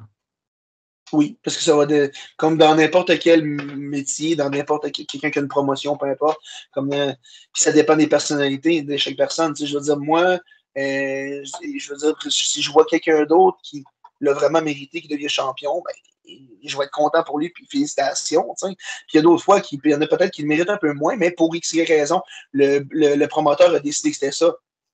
Ben, c'est correct aussi, c'est pas à moi de décider. Tu sais, il y a plein de raisons pourquoi quelqu'un peut devenir champion. Moi, je ne suis pas là pour décider de ça. Par contre, oui, ça peut créer des embrouilles avec les autres. Là. Il y en a, oui, ça peut créer de la jalousie. Il y en a qui vont dire pourquoi c'est pas moi qui l'ai eu? Pourquoi c'est lui qui l'a eu? Ah, tu sais. C'est ça. Même si on veut, on a tout le bon vouloir du monde, puis de créer une ambiance qui est le fun pour tout le monde dans les backstage de lutte, il y aura toujours du drama, comme on dit. Il y a toujours un peu de drame comme ça, des gens qui sont pas contents de leur booking, sont pas contents de leur rôle, sont pas contents de leur. Peu importe, il y en a toujours qui sont pas contents, alors qu'il y en a d'autres qui vont avoir une meilleure mentalité et qui vont se dire hey, écoute, là, je m'en vais faire un match de 4 minutes, 5 minutes. C'est pas beaucoup. Il y a du monde qui feront comme ah, j'ai juste 4 minutes. Il y a d'autres qui vont faire attends un peu, j'ai 4 minutes. Comment je vais faire pour rendre ce 4 minutes-là le plus captivant possible? Ouais. Que ce soit avantageux pour autant moi que mon adversaire. Ben, c'est avec cette mentalité-là qu'on va de l'avant, puis qu'on réussit, puis c'est vraiment ça qu'on recherche le plus possible. T'sais.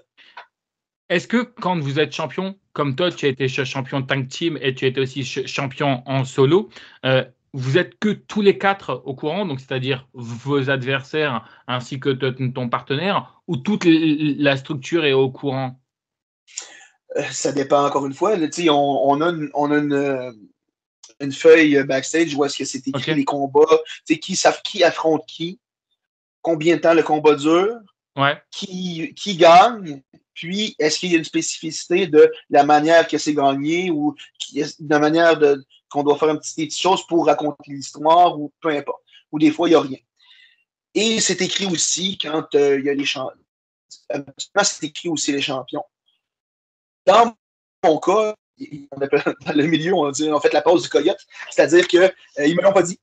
En fait, il y a personne qui savait. Moi, sur la feuille, c'était écrit que c'était mon adversaire qui gagnait. Mon adversaire était au courant, le promoteur était au courant, mais les autres n'étaient pas au courant, puis moi non plus. Fait qu'on fait notre combat, où est-ce qu'à un moment donné, je dis, OK, je vais faire mon finish, boum, 1, 2, il va kicker out. Après ça, j'essaie pour d'autres choses. Je fais comment, mon Dieu, j'ai pas réussi avec mon finish, j'essaie pour d'autres choses. Il me donne un coup, il me fait son finish une fois, une deuxième fois, 1, 2, 3, ça termine, puis il gagne. Moi, le match est monté comme ça. Parfait. Commence, je fais mon finish. 1, 2, 3. Je suis assis, parce que je suis mis en position de powerbomb avec lui assis. Et là, je suis là, je le regarde. Il est couché dans le ring, puis il me regarde, puis il fait félicitations, le kid. Je fais va donc chier, puis je l'ai poussé. Je fais comme genre, il me l'avait pas dit. Puis je l'ai comme envoyé promener. Ma première réaction, c'était de l'envoyer promener, qui m'a dit félicitations. Puis je l'ai comme poussé, puis j'avais juste une face de je ne savais pas. C'était vraiment légitime comme réaction. Oui, bah, je me doute parce qu'en général, et en plus, tu vois, non, mais tu sais que tu es le premier à me le dire parce qu'en général, j'avais déjà justement posé ce type de questions à pas mal de catcheurs, à des promoteurs, et ils m'ont dit que, tu vois, que ça leur est jamais arrivé Et tu vois, c'est ouf de dire qu'en fait, au final, bah, tu vois, c'est arrivé quand même à quelqu'un d'être surpris d'être champion. Et honnêtement, et pareil, ça, est-ce que c'est aussi quelque chose qui t'énerve un petit peu aussi dans le monde du catch, c'est d'être un petit peu, disons, un peu, alors j'appelle ça, enfin, le Terminator, même si je ne devrais pas employer plutôt ce mot-là, mais je voudrais dire, tu vois, un peu de savoir protéger son finish. Parce que des fois, j'ai l'impression que les finishes sont pas assez protégés. Est-ce que tu es d'accord? Est-ce que tu as aussi le même ressenti que moi, que des fois, tu as l'impression que c'est vraiment du n'importe quoi. On protège pas les finishes comme ils devraient être protégés. Maintenant, tu vas te prendre un finish, c'est comme si tu t'es pris une prise, tu vois, enfin, complètement classique, quoi. Totalement d'accord, c'est important de le protéger. Puis bien souvent, des fois, je monte le match, puis mettons, c'est moi qui va gagner. Mon adversaire dit: Ah, je vais te faire mon finish, 1-2, tu vas kick out à 2.9. Je fais non. Trouve-moi autre chose, je ne kickerai pas out de ton finish. C'est pas vrai. Je ne vais pas me dégager de ton finish. Ton finish, si tu me le fais, je vais perdre. Fait que, on va trouver autre chose, on va trouver un autre moyen de le faire. Tu peux le teaser 2-3 fois, puis je vais le contrer, mais sinon, je veux dire, non. Même affaire, tu sais, si mettons je suis dans un match, puis c'est pas moi, tu sais, les moments où je trouve que c'est opportun de le faire, que c'est correct, par exemple, que mettons quelqu'un va kicker out du finish, c'est par exemple si ça fait pas.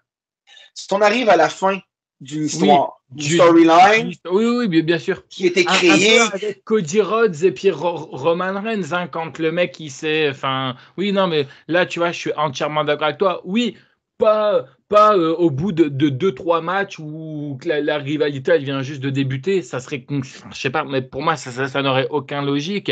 Et puis pareil, ça c'est aussi très important parce qu'un finish, comme son nom l'indique, bah, c'est censé pour terminer le match. Si à chaque fois que tu places ton finish et puis que tu te dégages, bah en fait, ça sert plus à rien de placer ton finish, quoi. Rendu là, ça n'est plus ton finish, il faut que tu t'en trouves un autre. Rendu là, ça ne sert plus à rien. C'est quoi, toi, Le, ton finish, par exemple? ça s'appelle un Sky High. C'est, dans le fond, je mets les mains en dessous des aisselles où est-ce que je lève la personne dans les airs, je donne une poussée, puis je m'assois avec lui en powerbomb après. Ça avait été popularisé par, je sais pas, D'Lo Brown, pour ceux qui connaissent, hein, D'accord. beaucoup. Je sais qu'il y avait Titus O'Neill qui l'utilisait, là, mais bref, c'est ça que j'utilise. Et parfois, je fais la descente la leg drop de la troisième corde, la descente de la cuisse de la troisième corde. Là. Ça t'est déjà arrivé que, justement, pendant un match, on utilise ton finish ou alors, par exemple, toi, tu utilises le finish de quelqu'un, par exemple, enfin, je sais pas, je vais dire une connerie. Imagine, je suis champion, tu es mon challenger, tu n'arrives pas à me battre et tout, et juste pour se surprendre l'adversaire et tout, bah hop, tu places ton finish et bah, comme tu devais bien sûr hein, devenir champion, et ben en fait, en gros, il se fait battre avec sa propre prise comme c'est déjà arrivé hein, dans le catch et tout, il y en a qui se sont fait battre par leur propre prise. Oui, ben, j'ai déjà fait dans une. Pas pour gagner, mais j'ai déjà fait dans une histoire où est-ce que le dernier. Tu sais, c'était une histoire que ça faisait 4 mois que ça durait. Puis là, ben, on s'affrontait pour un championnat. C'était lui le champion. Puis moi, j'étais le méchant, lui, c'était le gentil. Puis à un moment donné, ben, euh, bon, il y avait qui de mon finish. J'y ai fait son propre finish qui était un Boston Crab, une prise de soumission. Puis, ben, il a pas tape out, là. Je veux dire, il a réussi à me renverser, puis finalement, me la faire sa propre prise de soumission, puis moi, j'ai abandonné. Mais ça reste que ce que ça crée, c'est que ça crée une espèce de. Au niveau de la foule, ça crée une espèce de. Hey, attends un peu. Là, il est en train de faire sa propre reprise, fait qu'il il va peut-être le battre, là, ça va se passer. Là. Les gens là, étaient convaincus que j'allais gagner là-dessus, sur la prise de l'autre, mais finalement, bon, il a réussi à le renverser, puis à me le faire, puis j'ai abandonné, mais bref, puis il a gagné. Mais bref, c'est ça qui est arrivé, mais j'ai jamais gagné avec la prise de quelqu'un d'autre. Ok. Alors, je pose très rarement des questions sur la vie privée parce qu'en général, ça ne m'intéresse pas, mais je veux quand même en parler, ça te dérange pas. Est-ce que c'est compliqué pour toi, depuis que tu es catcheur, d'avoir ou en général, tu dirais, est-ce que c'est compliqué d'avoir une vie privée? Avoir une compagne, par exemple, avoir des enfants, parce que bah, la semaine, on travaille et en général, le week-end, on est au catch. Parfois, on fait des 2-3 heures de route pour assister à un show. Est-ce que pour toi, ou en général, pour un catcheur, d'avoir une vie privée? Encore là, ça va dépendre de chaque personne. Tu sais, je veux dire, dans mon cas, je peux pas parler pour les autres parce que je suis célibataire sans enfant présentement. Fait que, fait que c'est quand même assez facile. C'est quand même Mesdames, assez du facile. coup, Ouais. De l'autre bord de l'Atlantique, ça fait un peu loin. Mais sauf que non, mais je sais par exemple que j'ai des amis justement qui sont dans le milieu, qui ont des enfants, qui ont une compagne, etc., qui ne vont pas faire nécessairement.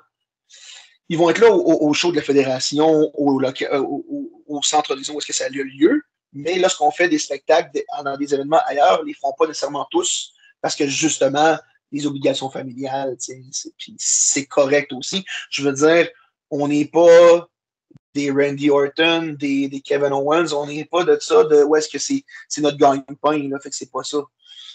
C'est dans notre cas, donc c'est normal qu'il y a des moments où est-ce que c'est pas que les gens ne seront pas là tous les spectacles pour les fédérations pour lesquelles ils évoluent.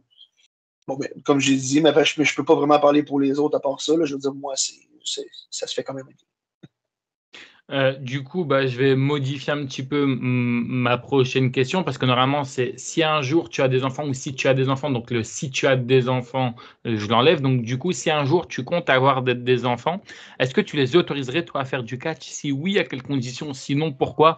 Si tu me dis non, n'aie pas honte. On m'a déjà dit non, mais avec un argument, bien sûr, hein, qui tenait la route pour la personne qui dit non. Puis, c'est vrai que, tu vois, regarde, c'est un peu comme on parlait tout à l'heure, ta mère, elle était très créative quand toi, tu catchais et tout, parce que bah voilà, ça reste un parent. Et donc, du coup, tu vois, c'est peut-être que toi, là, tu vas dire oui, puis le jour où tu as un enfant, bah, tu vas peut-être te dire, ah oui, au final, tu vois, ton aspect protecteur envers ton enfant te dira peut-être non, mais est-ce que aujourd'hui, si un jour tu comptes avoir des enfants, est-ce que tu les autoriseras à faire du catch? Moi, ça ne me dérange pas si c'est ça qu'ils veulent faire, ça ne me dérange pas. Et évidemment, je vais les éduquer sur le fait de bien faire attention, de se protéger, parce que ça reste que c'est demandant sur le corps beaucoup. Ceux que je connais que ça fait 20 ans, 25 ans qu'ils font ça, il y en a il y a beaucoup de problèmes, de douleurs qui s'est créé Ils ont avec les commencé années. trop jeunes, il y en a, j'ai l'impression, non? Ben, c'est sûr que, en même temps, j'empêcherai jamais mes enfants de faire ce qu'ils veulent faire. Oui, bien Les sûr. accompagner là-dedans, peu importe ce qu'ils veulent faire, que ce soit du catch, que ce soit n'importe quoi d'autre, je les empêcherai pas. La seule chose, c'est que je vais quand même les accompagner là-dedans, puis les, les, les sensibiliser à ce que ça peut apporter comme problème sur le long terme. Parce que quand on est jeune, on ne pense pas au long terme. Ouais, bien sûr. Puis, c'est plus en lien avec ça. Il y a un gars, Aiden Bright, justement, qui est avec nous, que lui, bon, de toute façon, il y a une espèce de règles de l'équipe où est-ce que c'est pas avant 15 ou 16 ans où est-ce que les promoteurs permettent aux ados d'embarquer dans le ring. Aiden Bright, je me souviens, il faisait des entraînements de lutte, il avait 11-12 ans, mais c'était sur des matelas à l'extérieur. C'est les matelas bleus, là, même assez épais et mous, là-dessus, qu'il faisait, fait que c'était comme correct. Il ne rentrait pas dans le ring. Mais à la seconde qu'il y a eu, je me souviens plus si c'est 15 ou si c'est 16 ans, il a commencé à lutter avec nous autres, le kid. Puis il est excellent. C'est probablement un des futurs tops de la lutte au Québec. Là. Fait que Mais encore une fois, je veux dire, peut-être que sur le long terme, il va se le ressentir. Fait que, Oui, ça dépend aussi quel type de lutte que tu fais.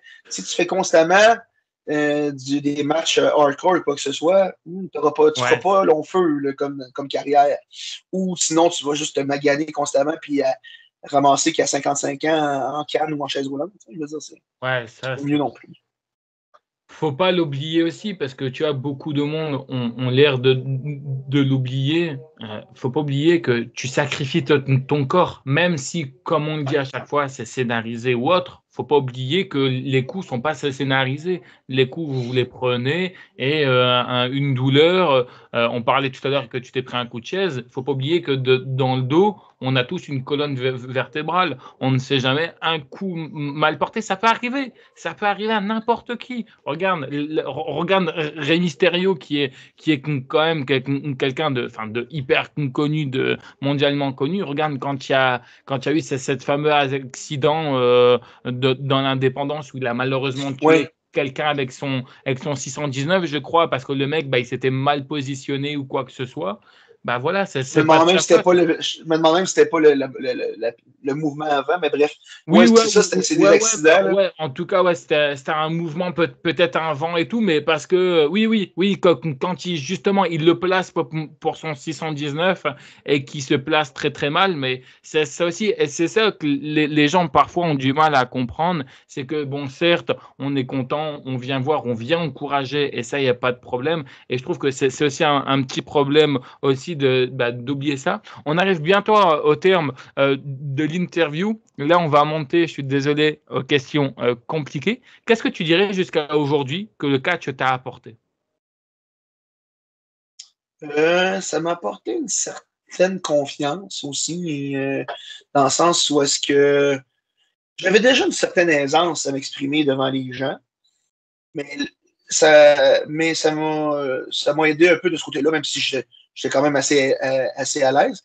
Je pense que ça m'a aidé à accepter davantage mon corps. Dans le sens où est-ce que, je veux C'est dire, un complexe pour toi? oui, Le fait d'être poids lourd, c'est un complexe pour toi dans la vie de tous les jours et tout? oui, Ouais. puis ça m'a aidé à m'accepter un peu plus dans le sens où on a un kit un kit serré de Lycra où tu vois toutes les formes. Fait que, je veux dire, oui, je porte pas des bobettes, là, mais je veux dire, je porte une grenouillère. Ça reste que, je veux dire, on la voit, ma grosse bédaine, on voit un peu que j'ai un petit peu un peu des seins, etc.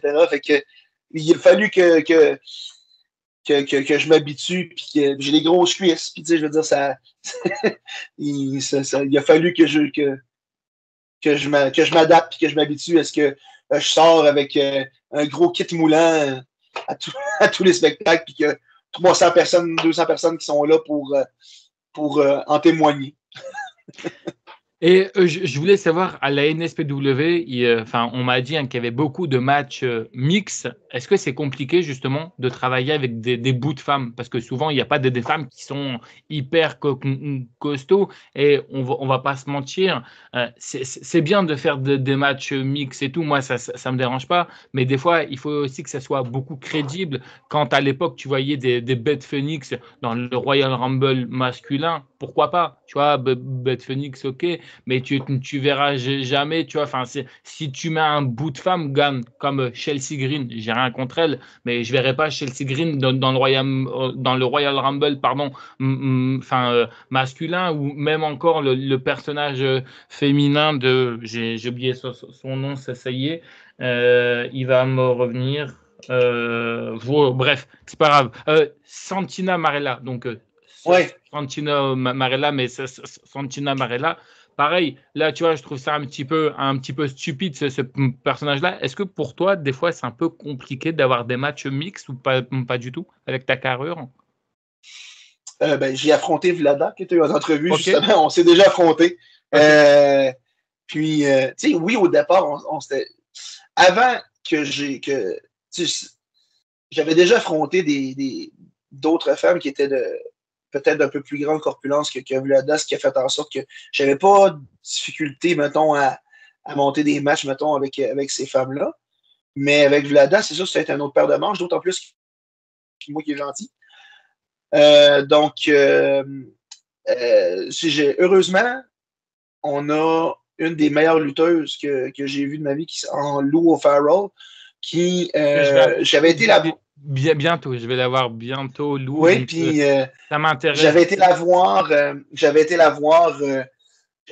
demander conseil parce que, tu sais, elle est habituée de lutter tout le temps contre parce qu'elle aussi, là, elle a plus petite corpulence, un peu comme Vlada, puis elle est, tu sais, elle est habituée de lutter tout le temps contre des hommes plus grands, plus gros, etc.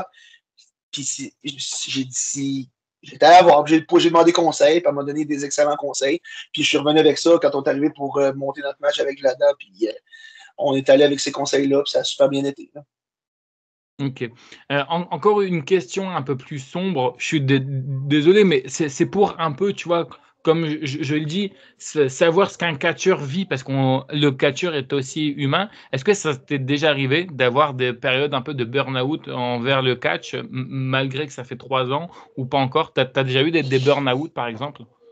Ah, j'ai déjà eu un moment où je me suis dit, ah, je suis tanné de la lutte. Là. Ça va même une gag aussi qu'on se le dit après. Entre notre gag d'amis, mettons, de la lutte, des fois, on se dit, ah, calvaire, j'haïs la lutte. On vient de finir puis on a un peu mal dans le dos. Ah, j'haïs la lutte. On n'haït pas la lutte pour vrai, mais on se dit, mais ça m'est arrivé à un moment donné où est-ce que j'étais un peu découragé, où est-ce que je trouvais que je progressais plus, que je trouvais que, puis que même si je luttais, j'avais pas beaucoup de commentaires positifs. En fait, j'avais jamais de commentaires positifs. Puis plus, tu sais, puis on venait me dire, ah, tu devrais améliorer ça, ce qui est correct. Mais tu sais, on dirait que j'avais l'impression que je faisais jamais rien de bien. Fait qu'il y a eu un moment où je me suis tanné, que j'ai parlé avec un de mes coachs, Radical Rage, que sans lui, je serais pas au niveau de ce que je suis aussi aujourd'hui. Puis il m'a dit, hein, il dit, je veux plus jamais t'entendre dire ça. Il dit, arrête, là, puis là, on a une petite conversation, puis ça a passé.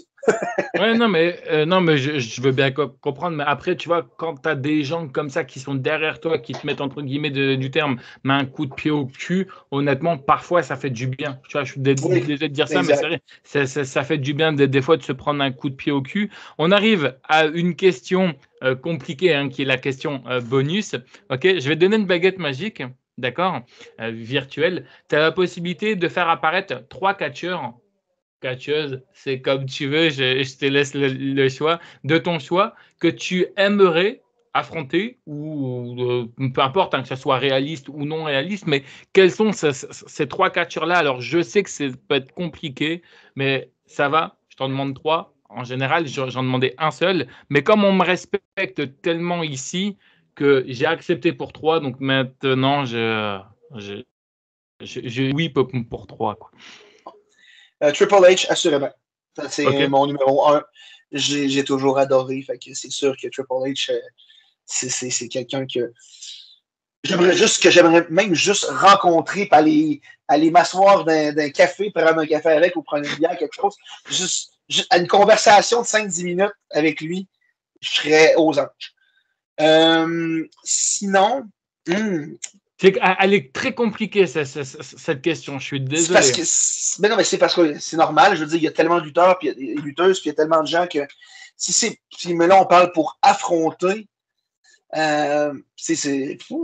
Hey, je pense Undertaker, juste pour vivre, que tu es dans le ring, puis l'espèce de stress, puis l'espèce de crainte que le personnage qui dégage, qui arrive avec l'entrée, tu es dans le ring, puis tu attends, tu es comme, OK, je vais l'affronter. J'affronte le Deadman là, qui s'en vient. Juste pour vivre, je pense, l'expérience aussi. Undertaker serait quelque chose que j'aimerais vraiment. Sinon, on sait très bien là, ce qu'on parle, c'est ces 3 lutteurs ça n'arrivera jamais, là, mais je veux dire, sinon, Un petit dernier. C'est un petit compliqué. dernier. Je suis désolé, hein, mais elle Ah est non, là mais c'est correct. elle est là pour ça, cette question.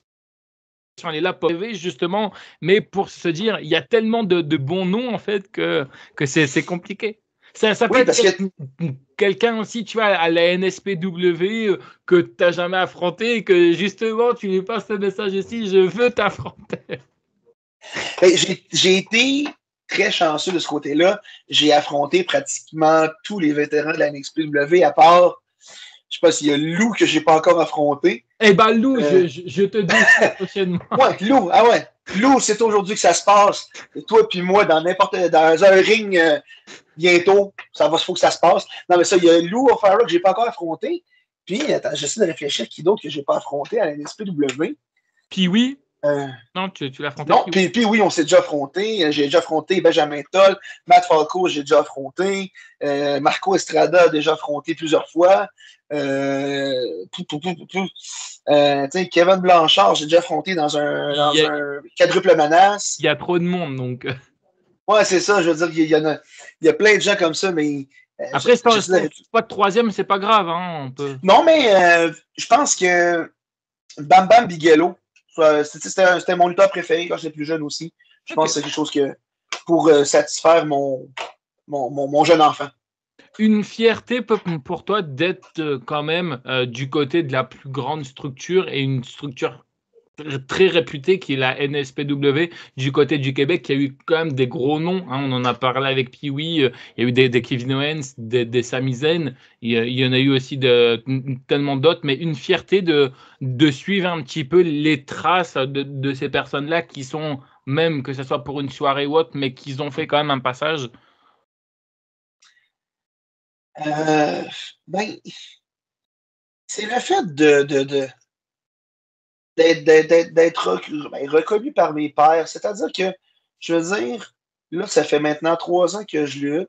Je veux dire, en tout cas, à moins que je me trompe, là, mais je veux dire, j'ai jamais entendu quelqu'un dire lorsqu'il allait m'affronter, ah non, je vais être obligé de me pogner contre lui, ça va être un match de merde. Non, tu sais, fait que au moins, si je me dis, mais je me dis, si les gens apprécient m'affronter dans un range, peu importe qui, je pense que ça va. Ça veut dire que je fais bien ma job. Ok, et pour terminer, on conclut l'interview parce qu'on aura quasiment parlé bientôt plus de 2 heures. C'est quoi tes projets pour le futur? J'aimerais ça devenir lutteur régulier à la NSPW éventuellement, puis être capable de lutter à Golden Opportunity, qui est le WrestleMania de la lutte. J'aimerais ça, peut-être être capable d'aller lutter dans d'autres fédérations, que ce soit aux États-Unis ou au Canada, même si je ne ferai pas ça de ma carrière de toute façon. Mais à date, la NSPW m'a permis d'avoir beaucoup de contacts, qui m'a permis de. Je me suis quand même promené aussi au Nouveau-Brunswick, au Canada, là, à Moncton. J'ai été je vois dans d'autres villages peut-être plus petits, mais je me suis promené beaucoup au Québec, j'étais au Nouveau-Brunswick. J'aimerais ça, peut-être essayer dans d'autres fédérations un peu plus de plus grande envergure, mettons. En France, ça peut être un projet? Ça serait vraiment trippant, d'autant plus que récemment, il y a Aigle Blanc qui est venu nous visiter. Ouais. J'ai vu ça. Lou a fait une photo avec elle, donc du coup, avec lui, pardon, excuse-moi, avec lui, donc voilà. Je te remercie beaucoup, en tout cas. Merci à toi. Désolé pour cette interview. Désolé que j'ai parlé autant. Et moi, en plus, je sais que ce qui va arriver, là, c'est que si j'ai des collègues, amis qui regardent l'interview, vont faire hey, c'est rendu un running gag. Je parle constamment, je parle tout le temps. Le pire, non, mais attends, on va le dire aux gens. Le pire, c'est qu'en off, tu me dis, je vais pas trop savoir quoi dire, parce que ça fait même pas 3 ans que je catch et tout. Et puis regarde. Mais j'ai une grande gueule. J'ai une grande gueule, comme on dit. C'est un running gag.